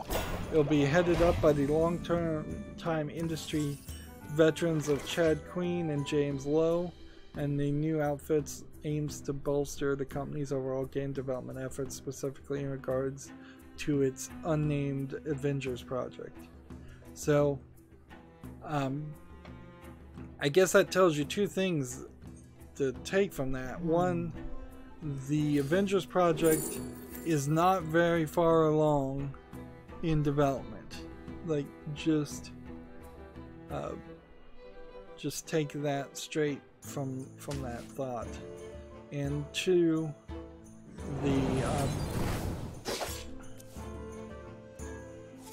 what is the other thing?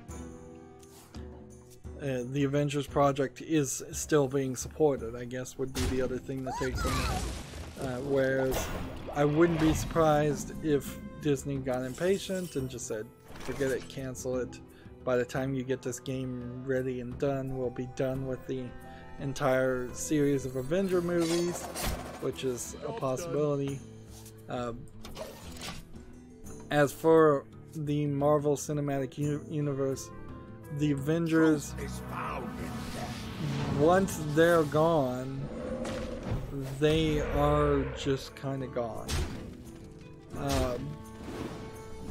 Like, you're not gonna have a new Avengers and convince people to go watch the new Avengers where there is no Captain America and there is no no Iron Man.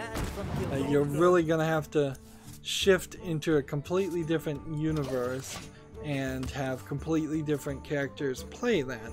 And if they do something crazy where it's like this is the everybody is gender swapped universe, a lot of people are gonna make a lot of complaints about that.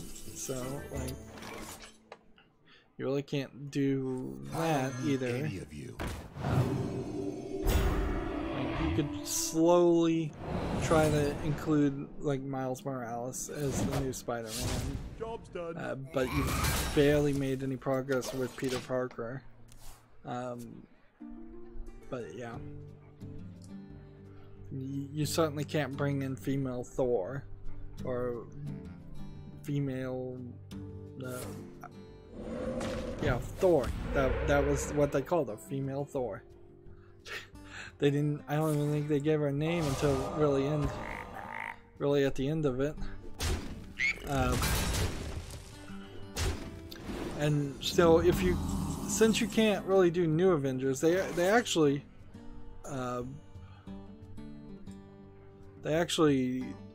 talked about that too, where they've already tried to do a new Avengers in the Marvel Cinematic Universe with the Sokovia movie and where Vision was created, which was, I think, Avengers 2, Avengers 3. At the end of that game, at the end of that movie, they were trying to very much have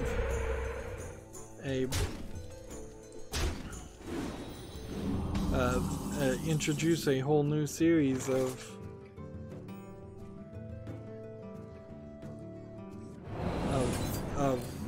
the new Avengers, which is what Marvel and comic books have certainly tried to do in the past too.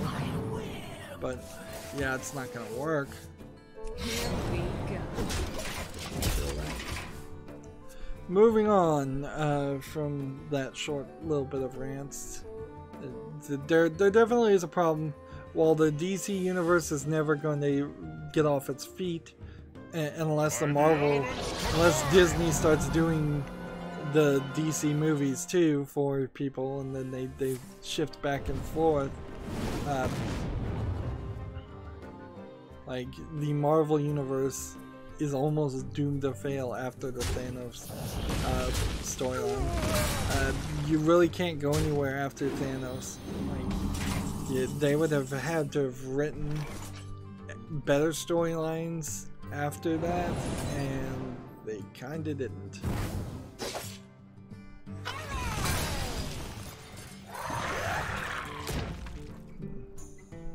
About to lose. Probably played the wrong card there. I should have played this. Kimetsu has an article. The puzzle-solving and exploration game Protoform is coming to the Switch in 2019. The next game from the studio behind My Time in Portia. No more information really to be talked about there. Kimetsu. At least they keep their websites brief when they talk about games they really have nothing to say about. Alright, we need to just play a couple more rogue cards and maybe get a victory, and then we'll be done. PC Gamer has an article. Hackneck gets educational pricing plan to help teachers and students teach students about cybersecurity. The plan was enables institutions that want to use the game for teaching purposes to buy bulk license keys at half price from the itch.io store. Users can select the price based on the number of machines they plan to buy to install in the game, at which point they'll be given access to DRM free builds. The pricing includes both standard versions and special educational versions intended for younger players, which removes any explicit language from the game. And the fact that there is a version with explicit language, I think, is the problem. It's kind of in the same way that there was an educational version of Assassin's Creed Origins. Really, you just can't really do that, because then kids are gonna go home and say, well, I'm allowed to play Assassin's Creed Origins at school, and then the parents who don't know anything will go, well, I guess you can play this M-rated game while you're running around killing people. Then if your school says it's okay, then I guess it's okay. So yeah, if they really wanted this to be an educational product, I think that's it. There also is very much a case of now educational software is its own fully developed industry, and I don't think that you would convince many teachers to buy and play that game. If anything, you should probably just be teaching the kids real hacking and cybersecurity from an actual person who could teach that class or write that textbook. Of course, also, as far as most people are concerned, nobody's going to sue a school. So schools have unquestioned allowances of violating copyright. It's part of the fair use. Or at least it was assumed that it was part of the fair use and propagated as something that was part of fair use. And so you could go and get a movie or DVD from anywhere, and you could play it. And they basically said, well, if we just do it, we only do it this year, that's fine. Which inherently, what student would have been in the same teacher's class for multiple years to know whether the teacher was showing the same movie more than once a year or not. So yeah, they could basically do it whenever they wanted. As for software, you could probably get away with the exact same thing. Screw with Microsoft. Sure, Microsoft might try to audit a school and make them buy more license, but nobody at HackNet has the sway and the lawyers to say, hey, we've noticed that you have 30 copies of this game and you only bought one license of this game, or you didn't buy any license. And inherently, if you are planning on making any extra copies, why don't you just torrent the game immediately and have no connection or no information tied to the school in the first place? That way you could never be caught. They could never find who the culprit is.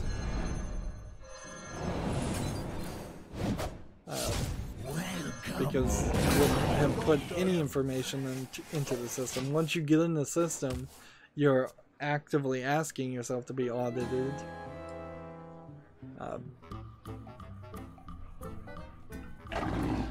Moving on, we've got a... I kind of want to wrap up here, but I don't think we can, and it's been an hour, so I think we may just have to go another hour. We've got a game on Steam called Sword Omen Legacy. Sword Legacy Omen, if I can read correctly. Let's do this. Let's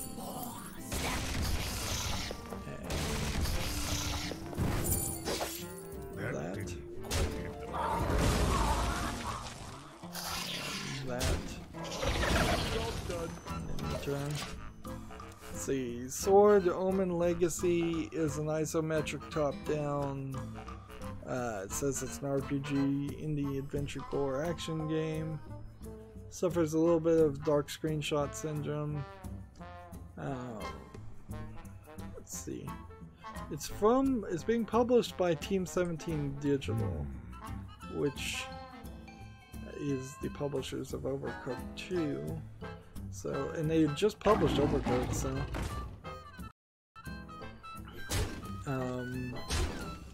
yeah, 12 achievements, 20% off for $14.39. Quite hit the mark.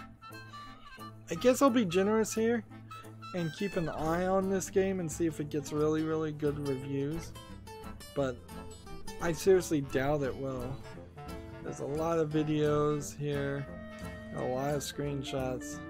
It mostly looks like it's just kind of your standard fare isometric top-down RPG game. Doesn't seem like it has a twist or anything in it that would interest me. Let's see.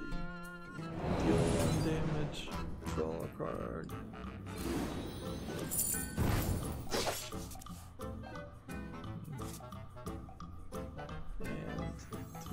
Damage, draw a card, Too soon. and deal more damage. Time to pay.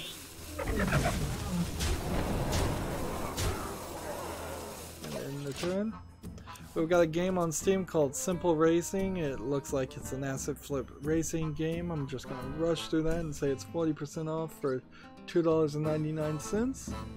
If you're going to name your game Simple Racing, you're going to lose my attention immediately. It's from a developer called Simple Racing and a publisher called Simple Racing also, so they have clearly no intention of ever making anything else. This is interesting. This next game is called Darken VR, D-A-R-K-E-N. It says it's set in the world of horror and science fiction. Darken is a VR. In VR lets you experience the labyrinth room and darken rooms that belong to the lost souls who have been sent to the strange world to be cared for by their altruistic Overseer Mother Dorkin. This seems like it is either a combination of full motion video and animation, or this is straight up just a video in VR or an slightly interactive experience. It does kind of seem like it's a walking simulator with full motion video maybe included. The trailer looks way better than the screenshots did. Let me go back here and see. Like, this trailer looks like real actors. It says a movie, and there's like little portals, it seems like, that you walk through. Yeah, a digital series.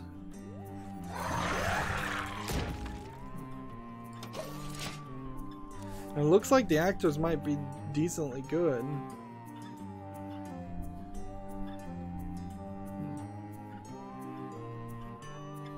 Like, this looks like real acting in a VR with VR built around it. It's 99 cents. Dark in VR is interesting. Your magic shall not save you. Although I'd probably just want to watch the movie and get rid of the VR part. I don't think that the animated cutscenes of the VR and the animated areas of the VR work well with it at all. It's from a company called Shaftesbury Dark and Digital Incorporated, and the publisher is Shaftesbury Sales Company. Yeah, if I had VR, I might spend 99 cents on this just to see the movie, but honestly, the part that makes it a video game is almost certainly awful and practically non-existent. Let's see. Force an enemy to attack an enemy.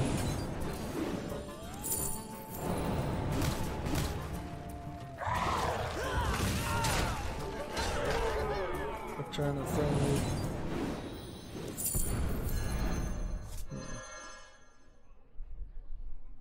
Deal 2 to an undamaged minion. Discover card. Choose 2. Let's see.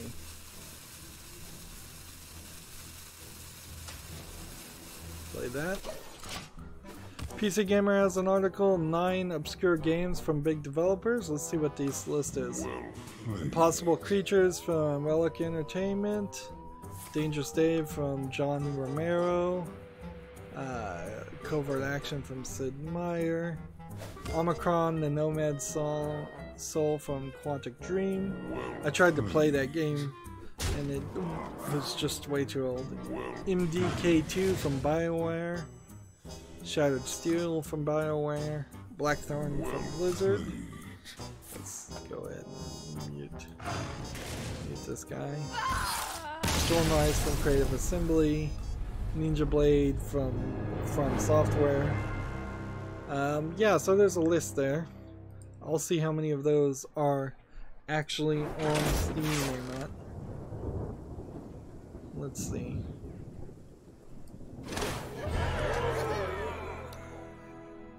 This is, I think, as good of a place as we're gonna get to break up the second recording and just make a third recording. I still need a warrior victory at this point. I've played Rogue multiple times and we can kind of see that the win ratio on the Rogue is not approaching what I'd want it to be for HS replay decks. Seems like some HS replay decks work well and do have higher win ratios than what I was making just by making random decks, but it seems like some of them require so many cards that I'm missing that they still really are just big old losers. That's going to be it for this recording. As always, I ask you to like, share, subscribe, comment, and watch every second of my videos. If you want a friend or follow me on any social media sites, there's a bunch of links down below in the description box. And if you want to support me even further, I'm asking people to friend me on Steam and gift me a game or a gift card. Thank you for watching. Have a good evening.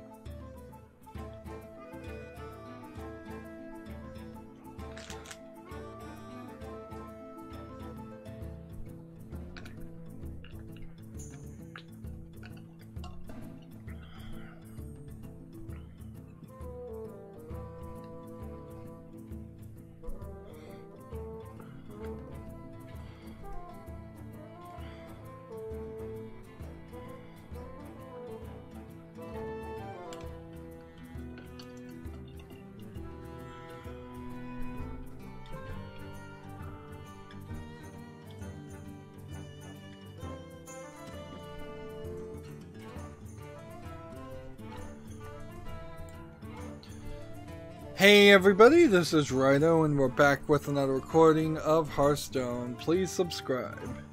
Forgot to call everybody subscribers. I think please subscribe at the end probably is a better intro. I was doing that for a while and then I kind of forgot about it. Today is Monday, August 13th. We're on the Asian account. We need a warrior victory or rogue victory and to destroy like 3 more monsters, so we're really close to being done.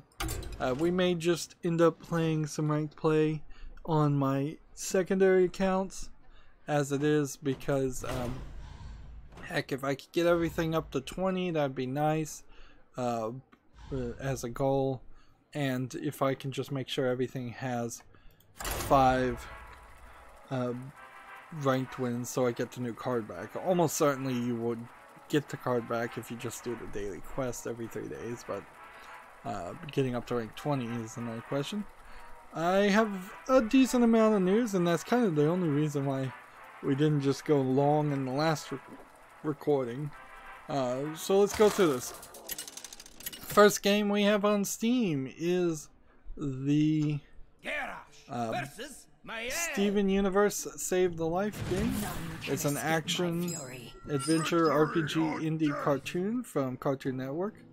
If you're not familiar with the Steven Universe cartoon, which I am honestly not, I do know that there's like a slight controversy or a slight bias in the game where you're playing as this male character that transforms into a female character, and then maybe that happens with multiple characters, and it's kind of like this pro-transgendered agenda being taught to young kids. But in the end, Bugs Bunny cross-dressed too, and that didn't make an entire generation of cross-dressers. I think it's well, transgenders and cross-dressers are completely different things too. So I need to take a step back and point out the difference that actually transgendered people hate cross-dressing people. So if you have a desire or a fetish to dress in the opposite gender's clothing, transgender people hate that. And they have some reasons. I don't think they're fully thought out or realistic or open-minded reasons. As for this game, yeah, it just looks like it's in the style of that cartoon, and it looks like it might be a pretty good game, particularly for a kids game. And I have an agenda personally to want to find as many kid-friendly games as possible. So this is E10 Plus for fantasy violence, and it has 20 achievements, and it's $24.99, so it's pretty expensive. 7 playable characters, infusions, and original voice acting. I guess for the cartoon that would be a nice thing to have, and for a kids game you definitely need voice acting. I've seen several Cartoon Network style games come out in the past year. Maria the Witch, I believe, was the name of one of them that turned out to be rather bad. and I would have preferred to see it be a better game, and that was based on a Netflix anime cartoon, like a cartoon for kids in an anime style, trying to ape the GD animation style. Steven Universe is clearly not trying to ape the Ghibli or anime style. It is going for extremely wide, out of proportion, flat colored pastel animations is what I would call it. So like there's no shading or toning on any of the characters. It's its own thing, certainly. Like I guess once it becomes established enough that people like it, wait a minute. Once that happens, like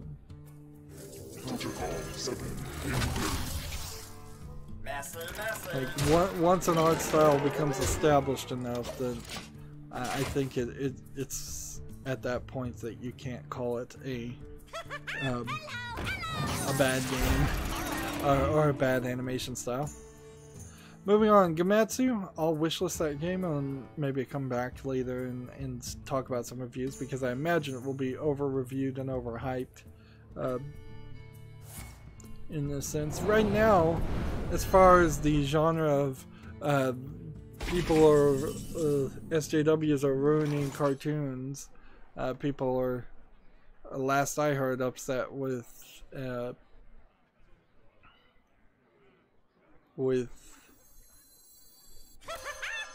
the new like She-Ra cartoon, which isn't even out yet, and so they're preemptively upset just by on a few character sketches.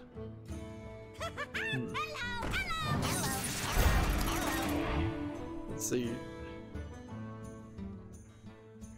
Of course, I would say it's just been my experience when I step back and evaluate it. People who are obsessively interested in comic books or cartoons are also, they have this sliver of obsessively wanting to complain and rant about things.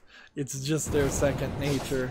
I think it's probably been bred into them by, in part, the content creators themselves.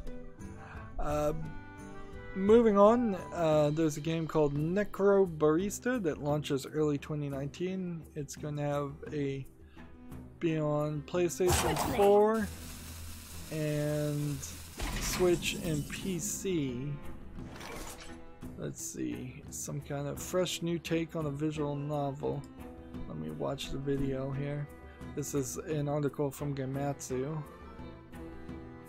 Let's see.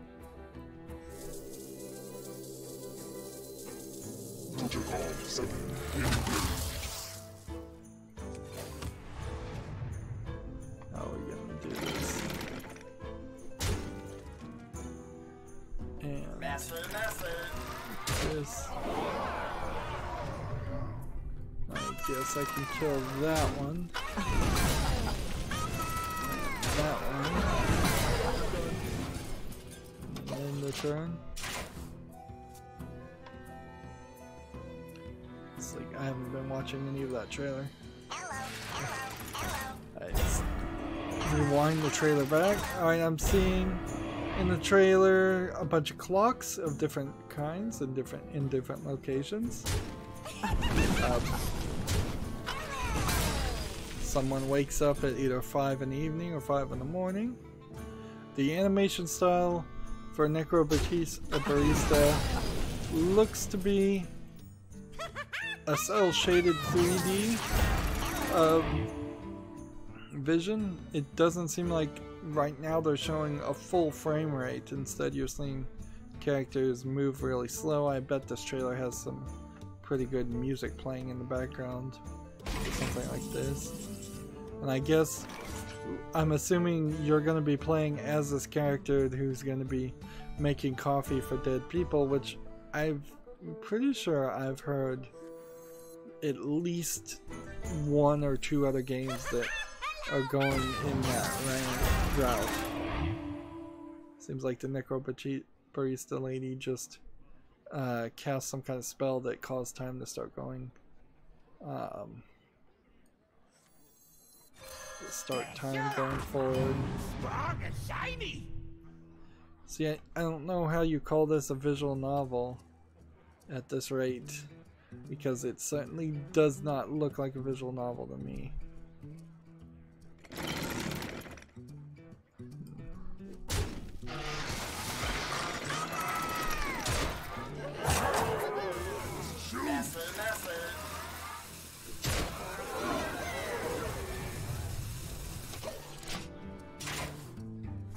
Well, yeah,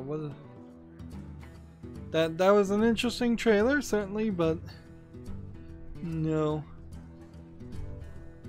It says, through a series of vignettes from the perspectives of several patrons, Necrobarista story centers on Mayday, the cafe manager and residential necromancer. While she does her best to keep the shop running smoothly, faring souls to the afterlife can have their complications.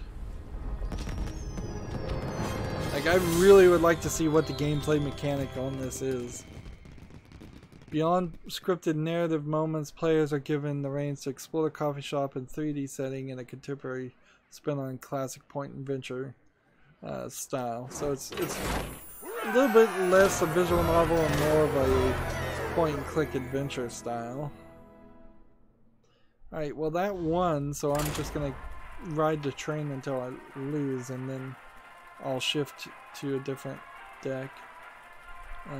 One that I think might win. Let's see. In these sequences, players are free to move around in the establishment and learn more about both it and the colorful cast of characters that call the place home, even if only for a brief moment of time. Catherine kind of had that similar style of gameplay too, where you were playing the gameplay mechanic of Catherine was happening in your nightmares, but then there was a lot of hanging around a bar and checking emails and doing things like that on your phone in between the gameplay elements. Moving on, we have a game called Degeneration on Steam, not Degeneration X, not the WWE game. It says it's an indie RPG action adventure story-rich game. The cutscene is very black and white for the trailer. I recall that there actually was a game announced about a year ago that was all set in black and white, and it was like this kids were trapped in a cellar dungeon and they were trying to escape, and it was going to tell multiple stories. I don't think that's what this game is.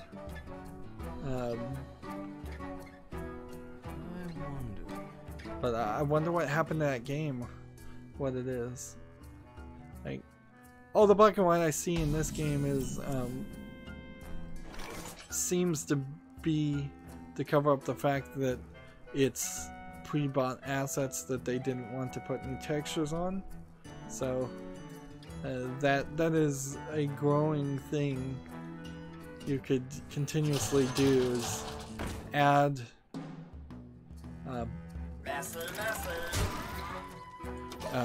pre-buy assets and just make your game dark and black and whitish, and try to call that an artistic style. Sometimes it is an artistic style, sometimes it isn't.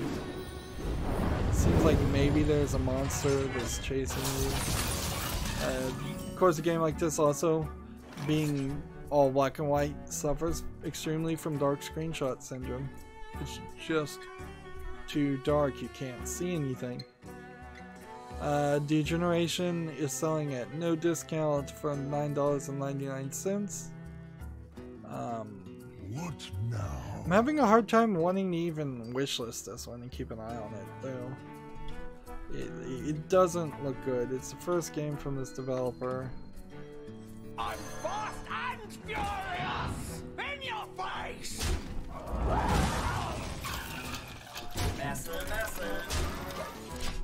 Let's see. Let's look at the publisher. It's the first game from this publisher. It's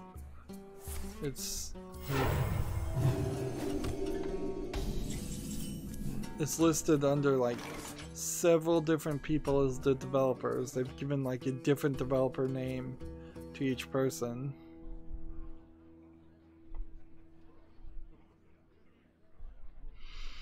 And this feels like a game that will just never get reviews anyways, so I guess I will wishlist Degeneration and just keep an eye on it. I imagine almost certainly it will never get enough reviews to never even really come into contention.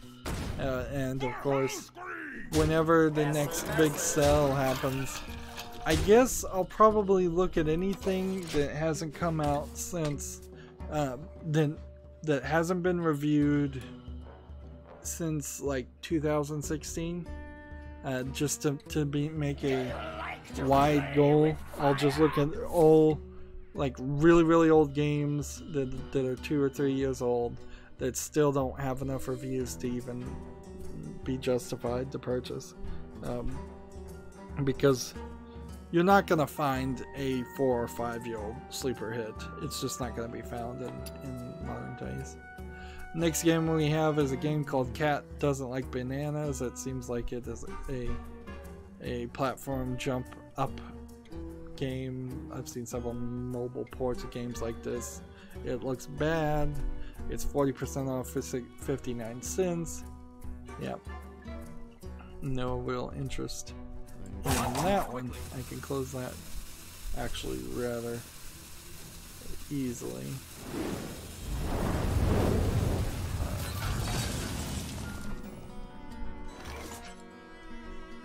We have a game on Steam called Mahjong The Ultimate Collection 2.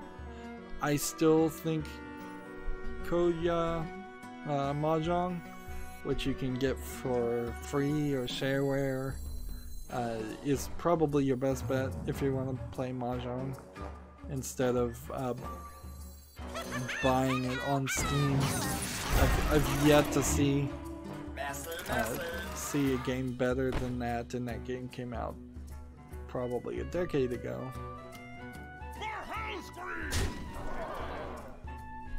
Just gonna kill this one for safety's sake. This is just Mahjong Solitaire, and the thing is, you could almost certainly make a better Mahjong Solitaire game if you actually cared and put the effort into it. But that's not the people that make these games. They just want to try to make a quick buck, and mostly they're trying to make a quick buck, I would say, against the Asian market more than the Western market, because Mahjong Solitaire not super known or popular in the West.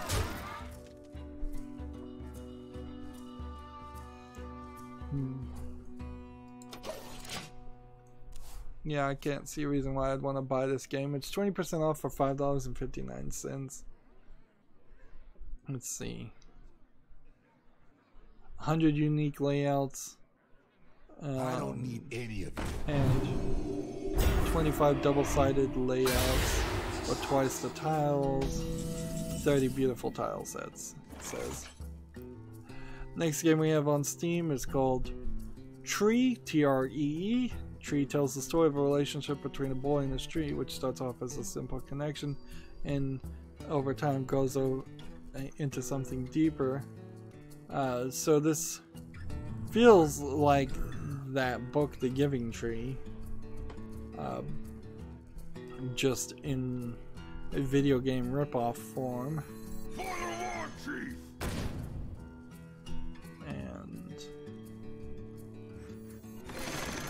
let's do this. You have been.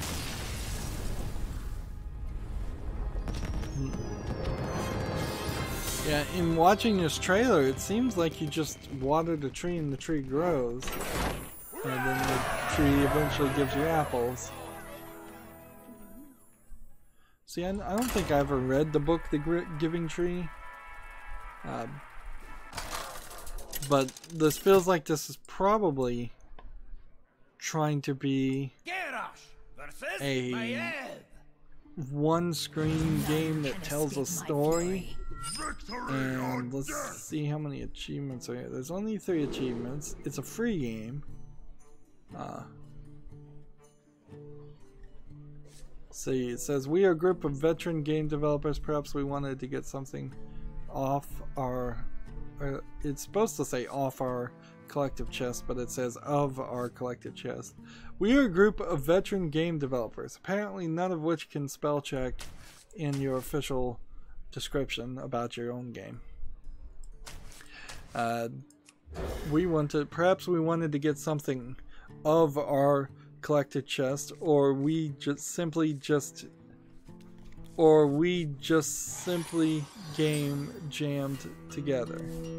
For each of us, tree has a different meaning. Man. Comma, or we simply game jam together. For each of us, tree has a different meaning. So this is just a game jam game, and inherently I just don't feel like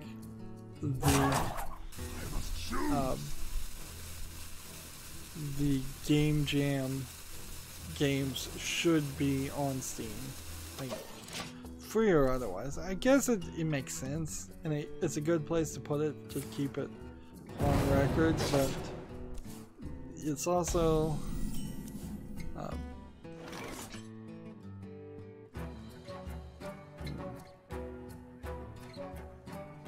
here's somebody that's writing their language, the review, both in English and Russian. Interesting. Tree feels like a game that also is just telling a story that fails to have the interactive experience behind it because it's a game. It's 100% positive with 16 user reviews. Go check it out if you want. And I certainly could be missing a hidden gem here, but I think I'm kind of fine with that. Feels like it would be the story they want to tell is all it is, so why not just tell me a story? If you're gonna make interactive media, I want it to be interactive. I feel like the actual gameplay mechanic in Tree would be just watering the tree and then getting some dialogue, and then watering the tree, and then getting some dialogue. Alright, moving on, we have a early access game that looks like it's a asset flow patrol game. Yes, it is. I've seen these same assets used multiple times. It's called War on Drugs VR, and it's low polygon, run around the city shooting things. Maybe you can hack things in this game, which is, in this case, it's just like a simple puzzle. What now? Like, there's a lot of random things that looks like you can do, but I bet you can't even do half of them since it's early access. It's 15% off for $5.09. No interest there. Let's see. What now? Rush. And armor. Kill. And then return. Moving on, Gamma Switcher has an article. Get a job. Obsidian Entertainment is hiring a junior lighting artist. This would be in Irvine, California. If you're interested in that job, look up that article. We've got a game called Sun.Light.Sleepwalker in early access on Steam. This is an asset flip game. It's supposed to be, I guess, a asset flip game that is like Five Nights at Freddy's, and except for instead of using a camera to watch out for monsters, you're using a camera to watch out for a terribly animated sun. Oh, and it has its own end users license agreement, which is the new thing everybody seems to be doing. I think just for all industries in the United States, there needs to be a legislative body that says you're going to have to register your end users license agreements and your warranties and any contracts in general with us. And we're going to try to get you to, for doing that, we're going to start classifying and characterizing and just running the wording of contracts against each other and say, you know what? Actually, these two companies that do the exact same thing, these two credit card companies, they don't need to have separate contracts and separate wordings that then have to be fought through the court system, whether or not they meant one thing or the other. And therefore, you two are going to use this standard contract that we've devised as a credit card company, or you're going to have to come in front of our committee and tell us why your company needs a separate contract over the standard contract, and maybe we'll make this different contract that you need if we find out that it is actually necessary, a new standard contract. If there were only like even 1,000 standardized contracts in the United States that people were agreeing to and signing up for, that would be a lot more helpful for the court systems. It would be a lot more helpful for actually having an involved and informed society that knows what they're agreeing to and is not just getting taken advantage of. Because that's the vast majority of all contracts in the United States are designed for corporations to take all of the rights for themselves and disadvantage everybody. And that would be better than these arbitration clauses, which shouldn't be legal. Getting away from that rant though, we have a game called Less for Alice, LES for Alice, L'Orange Journey. It says this game is for autism awareness, but then it says it's a text-based sexual content game, and it looks like it's just a troll game as best as I can see. Seems probably like it's just a troll story game. 26 is Steam achievements, 10% off at $2.69. There's something really wrong with this.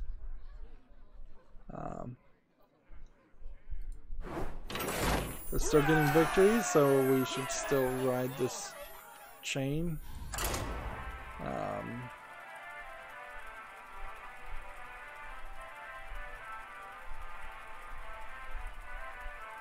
So yeah, I'll close that. I have no interest in this. Let's see. We have a game on Steam called Room Escape, ROOM, then ESC, hyphen Secret of the Hidden Room, the Collaborator, which it seems like they're trying to make a whole series of Room Escape games. It's a visual novel animated with an interesting art style, Western art style. I'm not sure. I'm 100% certain that it's a good art style, but so far I can't complain. Looks like a room and escape point and click adventure game. Looking at every screenshot, doesn't look bad enough for me to immediately reject it. It is $4.99 with no discount. That is a little hard to swallow for a price tag. It has a one-time all-time peak of one person playing this, and it is the first game from this developer. But I think I'm going to be a little generous.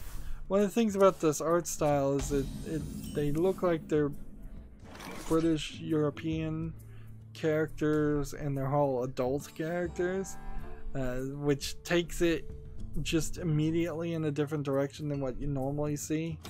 So often you would have a room escape visual novels like story where it's all anime characters that look like they're in high school or younger, and it's usually a horror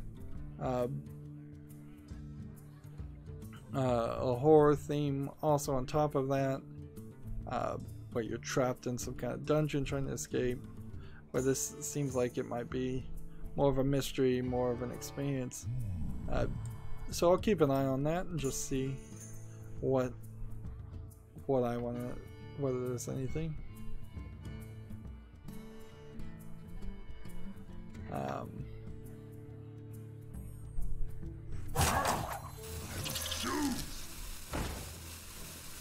go ahead and play this too. Randy Pitchford, I believe, retweeted his wife playing We Happy Few, and she screenshotted a picture that has a sign that says, "This is not a dance hall, this is not a dance pole." And I must consider. it's showing a picture of what looks like a dance pole to me.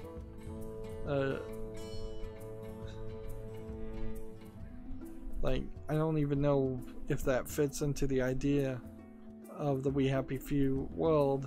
I think they would be more than happy if everybody was happy and dancing.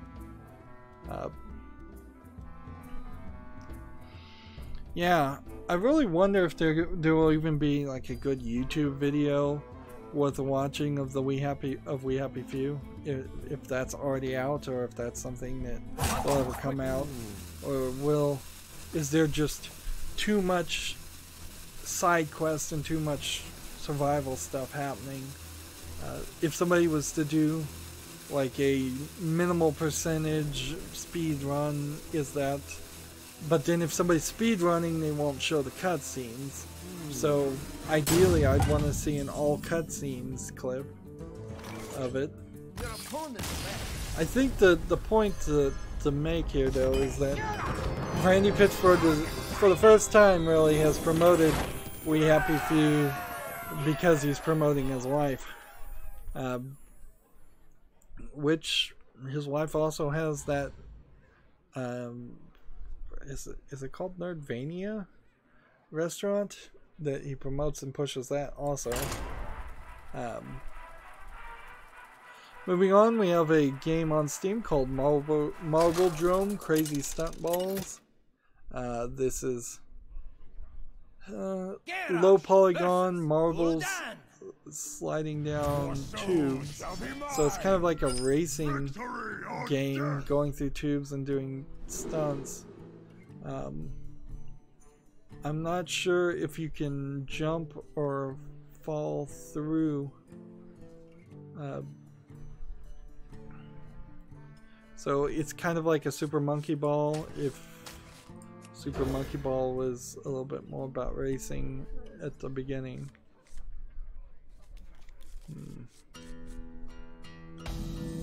It's single player only, so you're racing against other AI.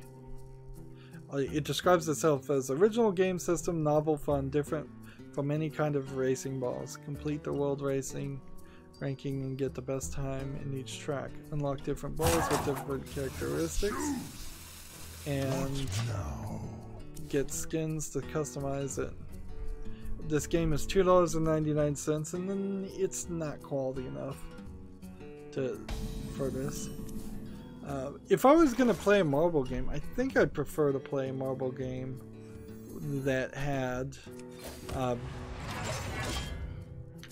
you kind of more zoomed out, looking at a marble contraption you built using the wood block marble toys that I think I played with when I was a kid. Might be a little bit nostalgic for them, or a marble machine contraption that you might see at a museum or something. That would be fun too. I'm pretty sure there was a mobile game for like Windows 95 that I played.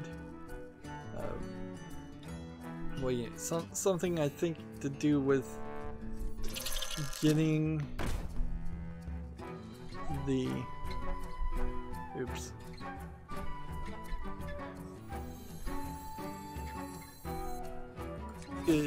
getting the colors of the marbles a certain way.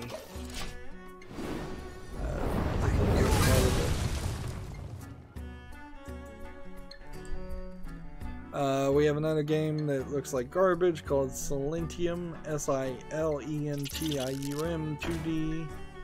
Yes, this looks like a Commodore 64 game. Such bad graphics. 10% off for $1.08. Overpricing itself too for as ugly as it is. Next game we have on Steam is called Space Break. That again looks like total garbage. It's trying to do 3D models, but it clearly doesn't know how to do it, and it's just random garbage in space.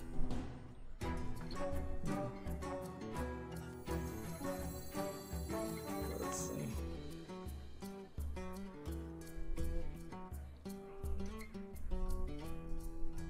I'm gonna play this, and then do this, and then do this, and then return. Let's see. This game is Space Break is $3.99. I knew I'd seen a lot of bad games that I should have closed and not even talked about, particularly on Sunday. Next game we have on Steam is called Tale of Palmy, P-A-L-M-I. It says travel through space and time and help Palmy defeat evil sorcerers and save the world. This one has a sort of bad, sort of unique art style. It's on the edge there as to how I'd like to describe it. It seems like it's missing a lot of in-between animations of two characters that are running on the side of a screen, and then there's a parallax happening in the background, so it makes the background environment look a little bit more interesting. It seems like this is mostly just a platforming game though. Well, there's also at least one stealth section and some environment manipulation. It's a very bouncy shoes where you're bouncing on tree limbs, awkwardly swinging on vines. Wow, this feels like it's just like a half-designed game. Like, if this was a halfway done game, I might be interested in it, but it's a finished game. It's 40% off for $5.99. Let's see.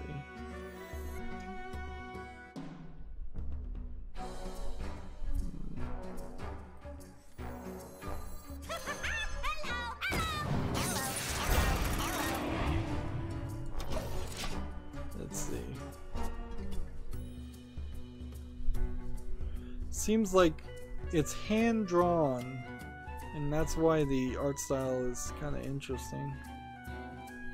There's a recommended game that was stopped at 2 hours. It says first thing as it's recommended, I got stopped by a game-breaking bug.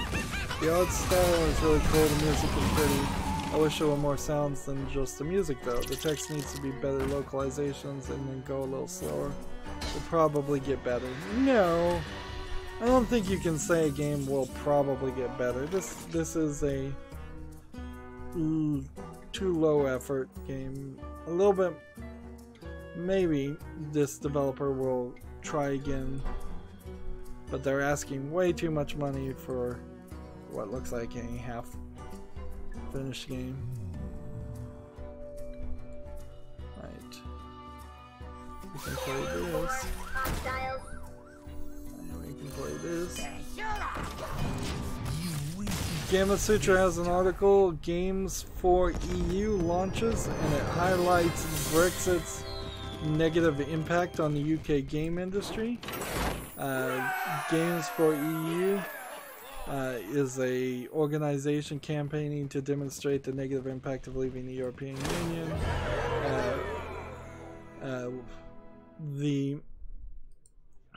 The thing here is, I don't know how you can undo a vote. Like, honestly, if you ever, the democracy just kind of falls apart if people vote for something and then you don't implement what they voted for. Then your government loses all its trust, and if the government says, well, we have to have a second vote and we have to have a runoff vote, there's a lot of trust lost there too. So the best that the UK can do, since they voted for Brexit, is to leave the European Union, try it for like a year, see what happens, and then have a new politician come in and say, let's vote to re-enter the European Union. And I think the European Union is probably doing a better job than, say, the United States did in its Civil War,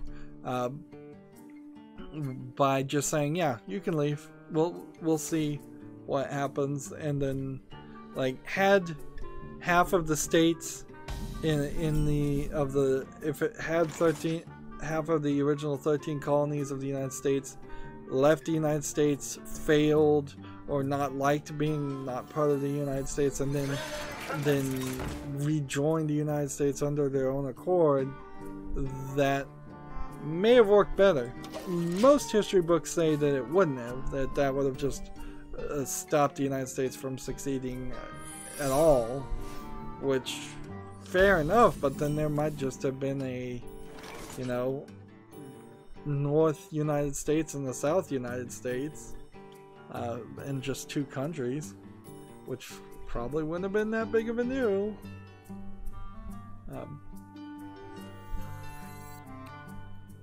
So yeah, a lot of people I know in the UK don't want Brexit to happen, but I don't see, even if you don't want to leave the European Union, for you to accomplish that without at first leaving the European Union. The article goes on further here. It says Brexit seems likely to cut off access to the EU grant programs which help fund UK studios. It may also complicate things for UK developers employed by studios in EU member countries and vice versa. Yeah, there's going to be a lot of mess. So, yeah. But I don't know what they can do. They shouldn't have had the vote, is the thing. And they know that they should have never had that vote.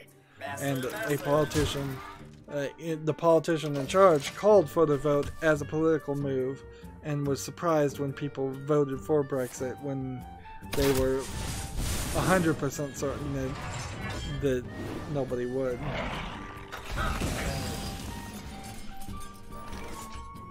Moving on,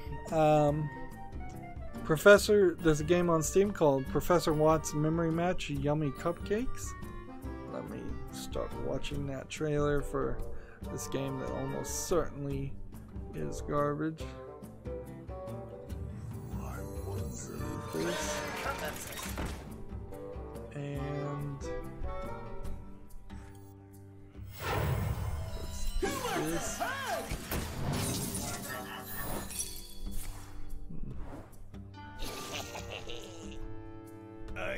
Attack there. Yeah, this is a match 2 single screen ugly looking game. It's 40% off for 59 cents. Professor Watt's Memory Match.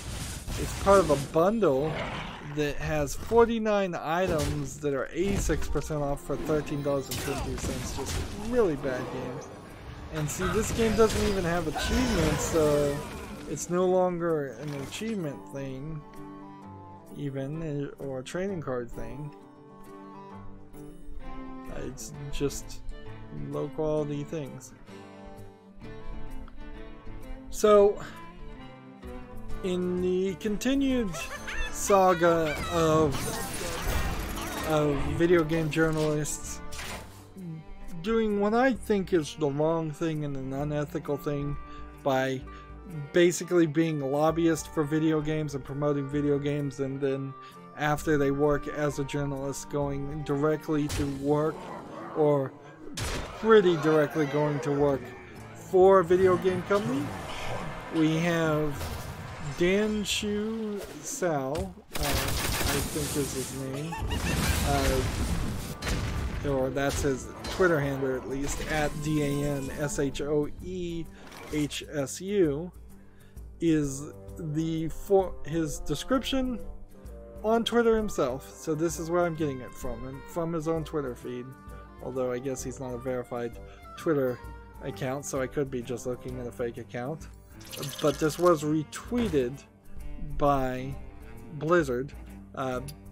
He was the former media guy at EGM, Electronic Gaming Monthly, 1UP, Bitmob, and GamesBeat.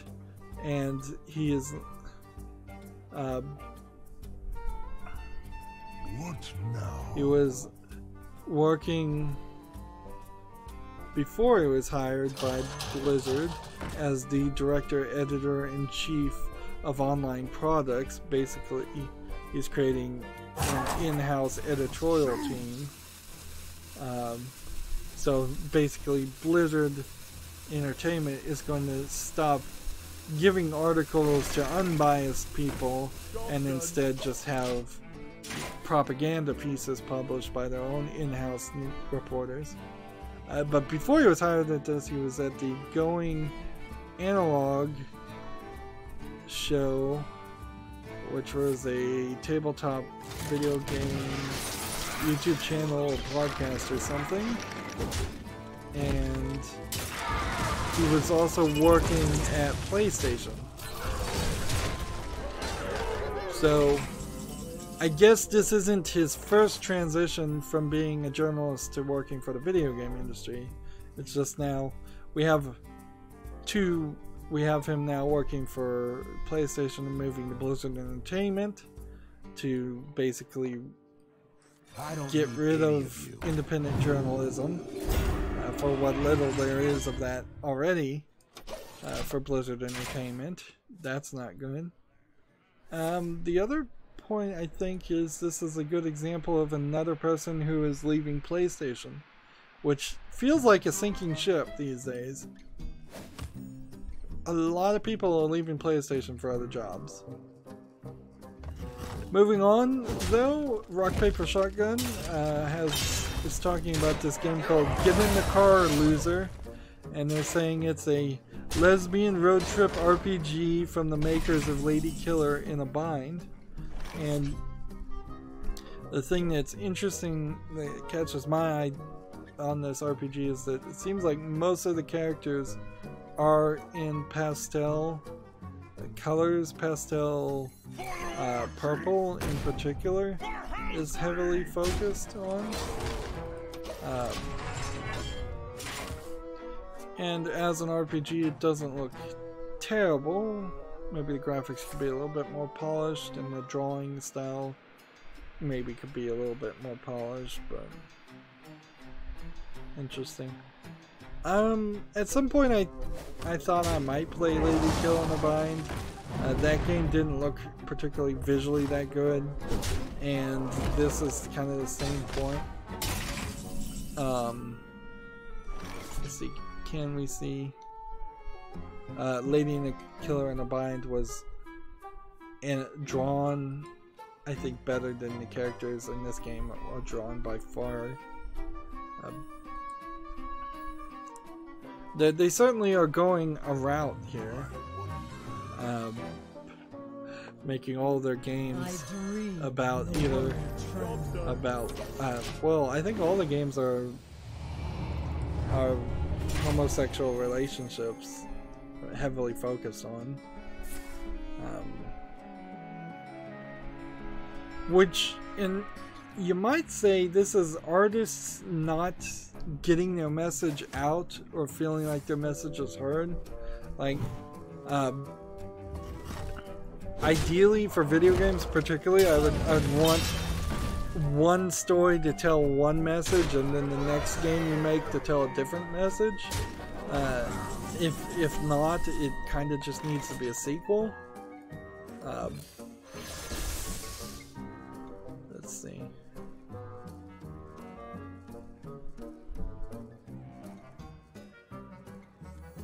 Let's play this.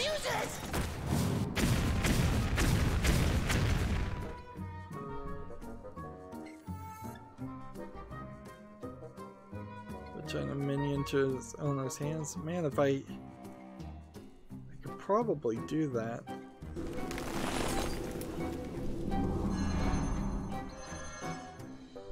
And then do this.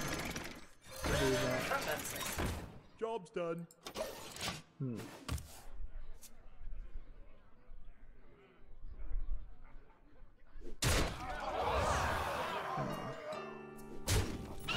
Looks like I'm finally gonna lose. This Lady Kill in the Bind was overhyped by people like Rock Paper Shotgun and most of the mainstream game media. It wasn't that impactful or important to begin with. And this seems even less impactful and important. What do I think would work? Let's try Odd Paladin. And of course it's being talked about before the game is even out. Moving on, Gamer Sutra has the article, Get a Job, Wargaming Chicago. Baltimore is hiring for a gameplay engineer. This job would be in Chicago, Illinois. We've got an early access game on Steam called Cortex. It says it is a casual indie strategy anime game. I don't see any anime in this. It seems like what you're supposed to be doing is drawing patterns and lines. This feels a lot like some of the puzzles I did in The Witness, and it looks a lot like a mobile phone game. Yeah. I'm not sure I see anything here that would justify this game being purchased.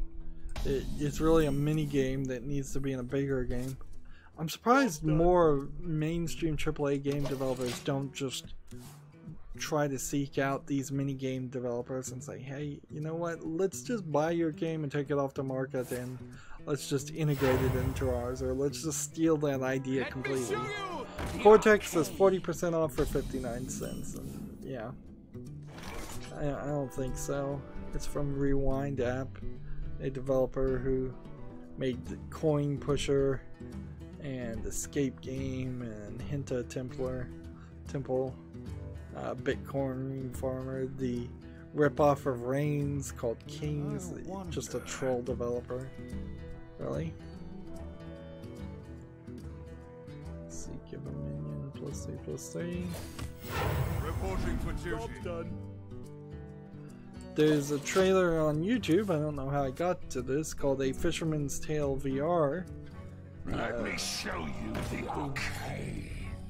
It's slightly low polygon characters walking around the room. I assume that there might be some backstory or story happening. The camera just zoomed into a picture of a lighthouse, and the person in the room has a model of the lighthouse, and in that model is another person, so it seems like it goes in this infinite loop. I don't know if that is actually how the game is going to be played or not. It says it's for Windows Store and Vive and PlayStation VR and Oculus. So it's going to be a VR game and it's not out yet.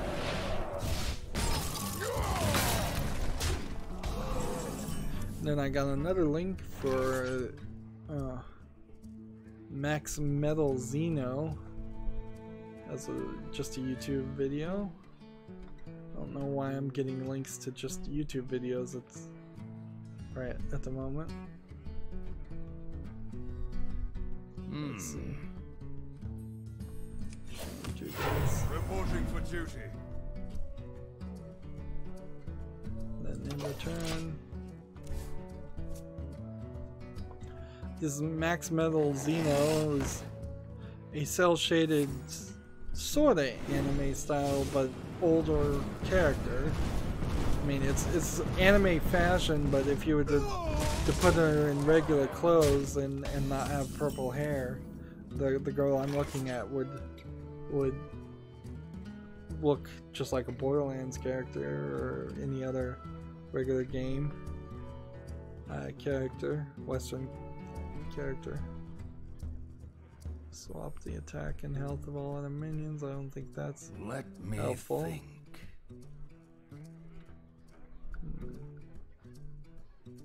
Let's just play this. Denied. And then this. And then this. Then another turn. It says it's coming via NIS America. Doesn't really say what it's coming for. PS4. It's probably a JRPG game if I was to guess anything. It looks a lot like Final Fantasy.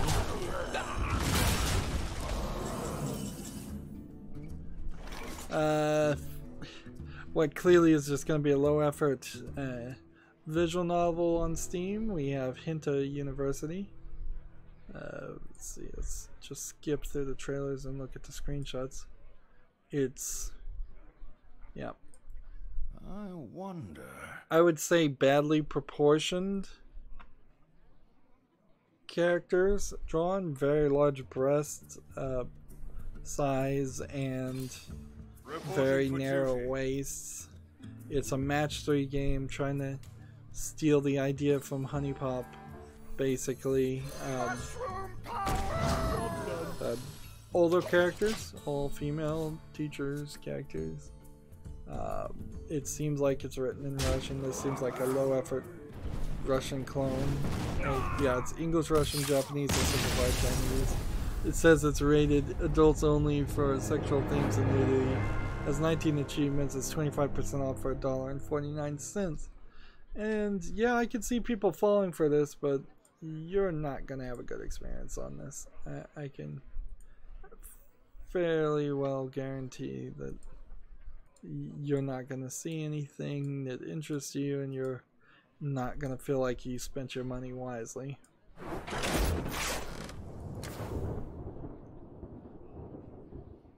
See, let's try Control Priest this time. Trying to get up to rank 20 as we finish the news, and I want to go at least an hour. Let's see. We've got a few bits of news left. PC Gamer has an article. The Quiet Man will be a 3-hour mix of live action and gameplay. So that weird looking game that we saw a trailer for at E3 called The Quiet Man. Yeah, it seems like,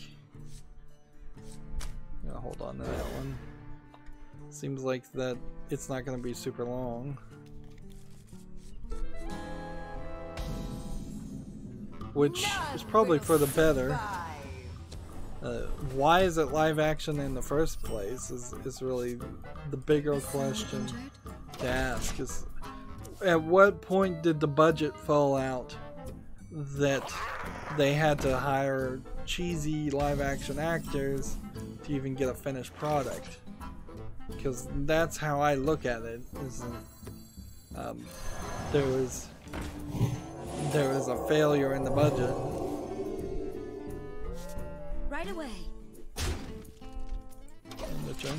Alright, we've got a game on Steam called Smash Boy version KZ. And it says it's sexual content, action, violent anime. Looks like it is a low effort attempt, very low effort attempt at doing a asset flip. It looks like they've also probably stolen the characters that they're using and the art that they're using, or at the very least, if they haven't stolen it, they have failed to have any kind of visual consistency at all. It seems like there are sections where you're about to die and somebody's stepping on this guy's groin. He seems to get kicked in the groin a lot. So maybe this is going for that crushing, I believe is the term of that fetish. It seems like you can unlock more abilities. You're kicking and punching a bunch of women that seem to be a lot taller than you, and they seem to be doing some suggestive wrestling moves on you. I don't know if the character's enjoying it or not.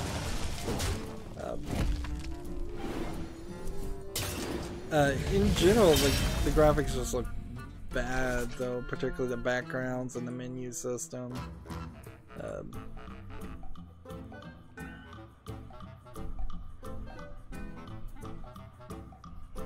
Let's see. Right away.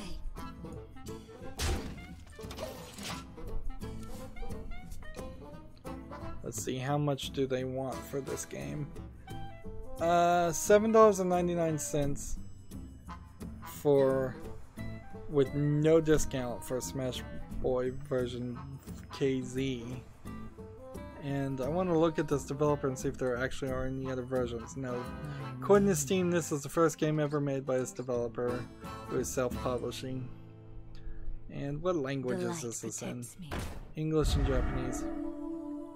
So I don't know if this is supposed to be just a gag game that somebody made, or what. This guy's toast.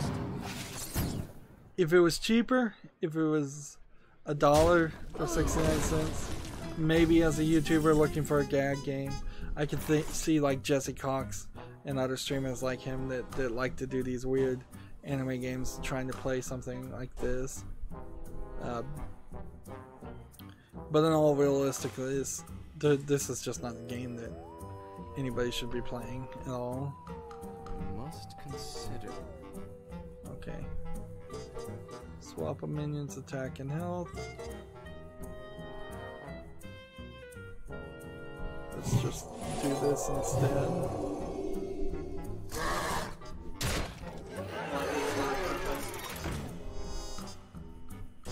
Then end the turn.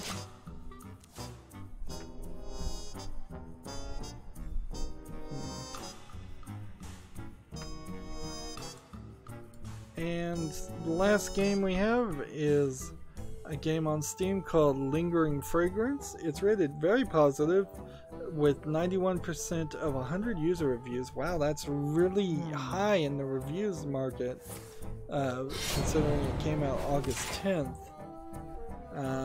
It says it has nudity, indie casual adventure, visual novel things. I guess we're getting slightly back into the visual novels and the sex visual novels. So maybe Steam has decided to not withhold those games anymore. Or maybe they got whatever tag that they wanted to program into their system programmed, and they're now happy with whatever they were trying to do.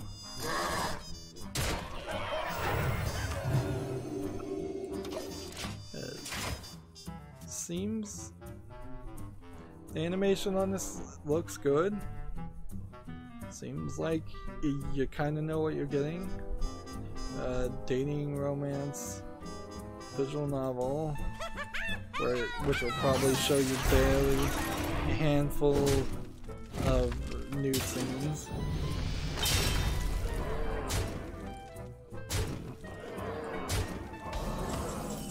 I don't know if the main character that you're playing is a male or female. I think you're playing as a male. It doesn't seem like there's different paths or different girls to pick. This one is English, Simplified Chinese, and Traditional Chinese. So it's like a Chinese game, when I would have thought it was been a Japanese game. That's kind of my own bias, I suppose. It typically seems to be true that Chinese visual novels are not the best quality. Let's see.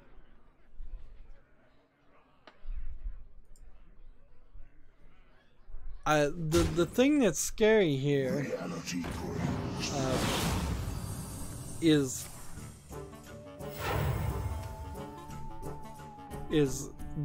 I have one review in English. It says, great storyline, gives you a new view on society, makes you appreciate what you have and think about it before you lose it. I didn't care much for the 2 extra stories that unlocked after the main story, worth the cost of owning this though. And that's like the only one in English, and then everything else is just in Chinese, I assume. Chinese or Japanese. And since this game is not, let me get this right, since this game is not in Japanese, anybody reviewing it in Japanese is either playing it in English or just downvoting it for not being translated. And the thing that scares me the most though is, are we gonna start to see games that just automatically have 100 reviews positive? Let's try this shaman game.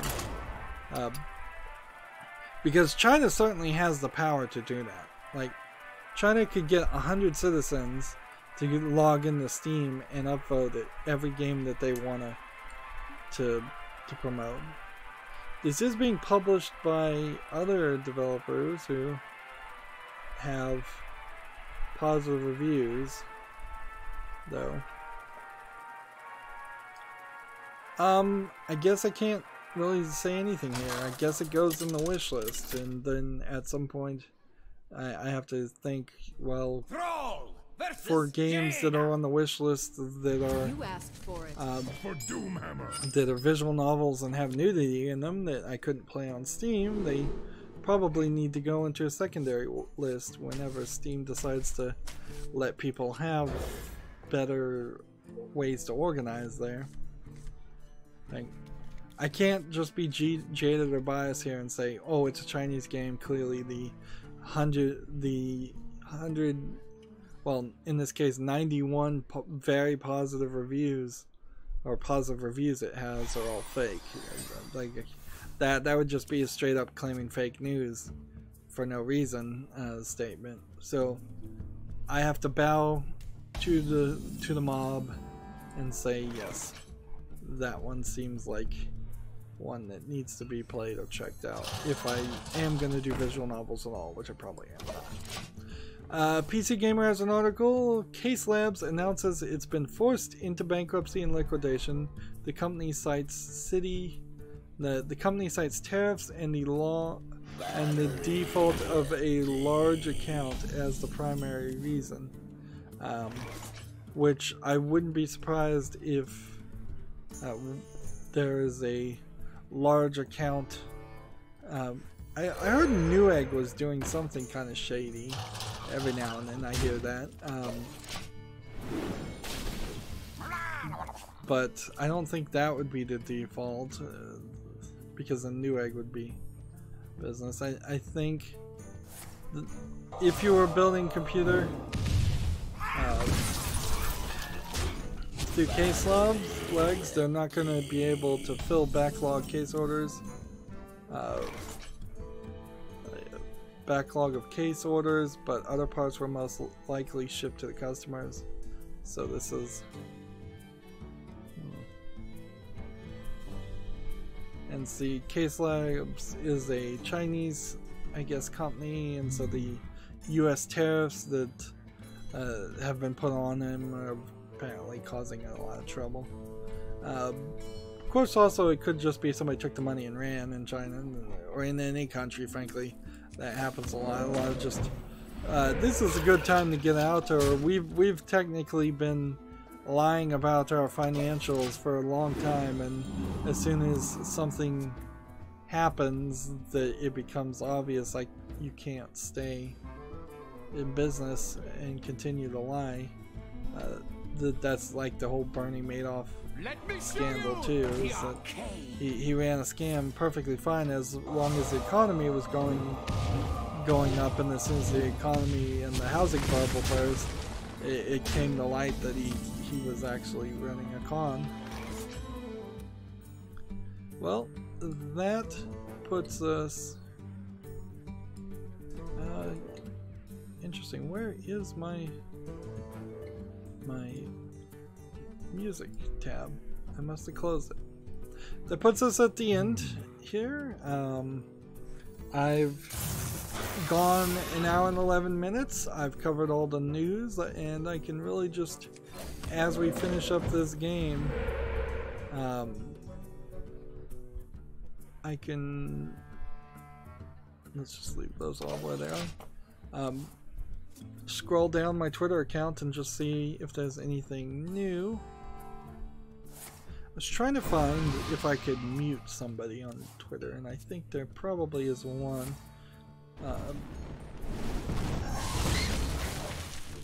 Oh yeah, why am I playing Goosebumps? Why am I not playing the Walking Dead Season 3?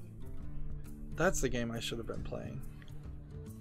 Yeah, I guess I need to play that for a different time slot at this point.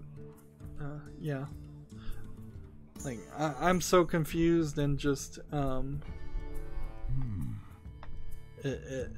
just doing such a bad job, frankly, running my channel, like keeping schedule ahead, keeping it in my head, in my mind, what I'm supposed to be playing.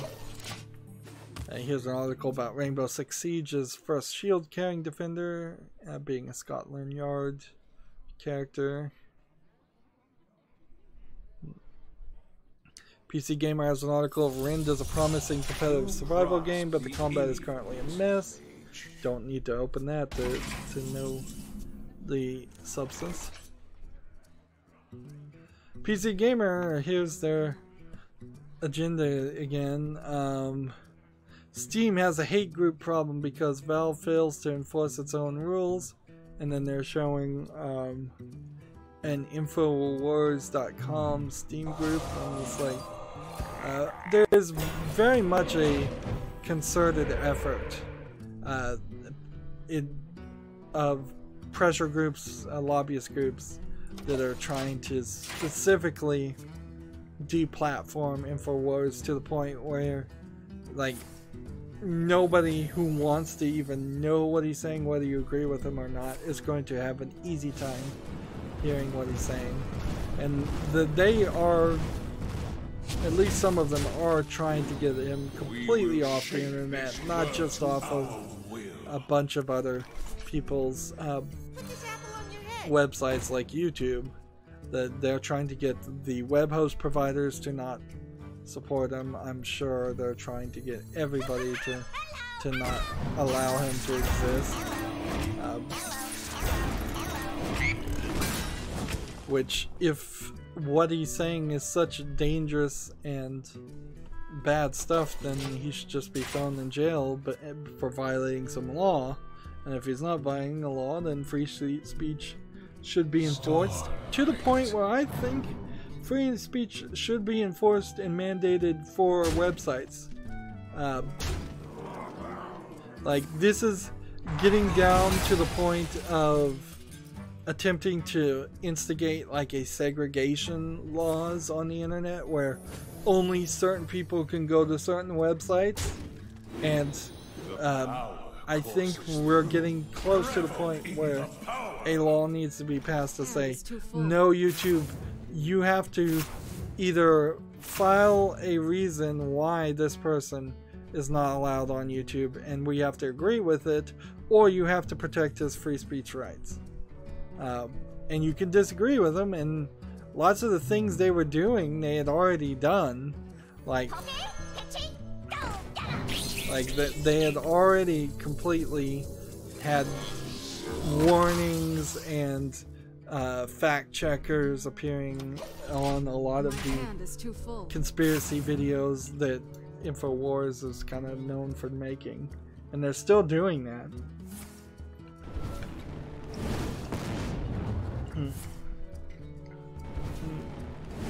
And they try to make an argument that he's inciting violence, that some crazy person is going to listen to him, and based on what he's saying, which they're saying is so dangerous, that will make that crazy person doing something, and then he is responsible for the actions of a crazy person. That's an unfair argument, because any person anywhere could say anything and then be blamed for the actions of that crazy person. And politicians in particular say things all the time, and free speech is designed specifically to protect people from arguments that, oh, your ideas or what you're saying caused this person who was clearly crazy to begin with to do something crazy. Generally, they want an SJW heavily censored nanny state, and it's just not going to work. It's not the US way. Excuse me. Well, generally speaking, I could scroll down my Twitter articles and maybe catch a handful of more games that have come out since I started streaming, but I don't like that. I don't like the idea of just doing nothing on the screen, and I don't want to start another game, and we've already gone an hour, so this is the perfect time in my mind to end this recording. A little bit of a slow Monday. I would hope that Mondays when I stream pick up a little bit more. I am getting a decent amount of views on streams. It's just not a lot of people talking, and I'd like to see the snowball continue to roll on comments and on views and on subscriptions in particular. Anyways, that's it for this recording. As always, I ask you to like, share, subscribe, comment, and watch every second of my videos. If you want a friend, or follow me on Facebook, Twitter, Tumblr, Google+, Steam, or Battle.net. All those links are down below. If you follow me on Facebook, you should still be getting comments, but if you're missing some, let me know. Because some of my tweets were automatically getting copied to Facebook, and I'm not sure if some of those are not now. It probably is an insignificant number. You're probably still getting every single video. Maybe just things that I individually tweet and aren't just relays of YouTube videos might not be getting copied. If you want to support me, I ask people to friend me on Steam and gift me a game or a gift card. You can pick a game off the wish list, or just any game you'd like to see me cover. And if you want to, or if you happen to have a Steam code from a different store, you can send that through Twitter direct message. Thank you for watching. Have a good evening.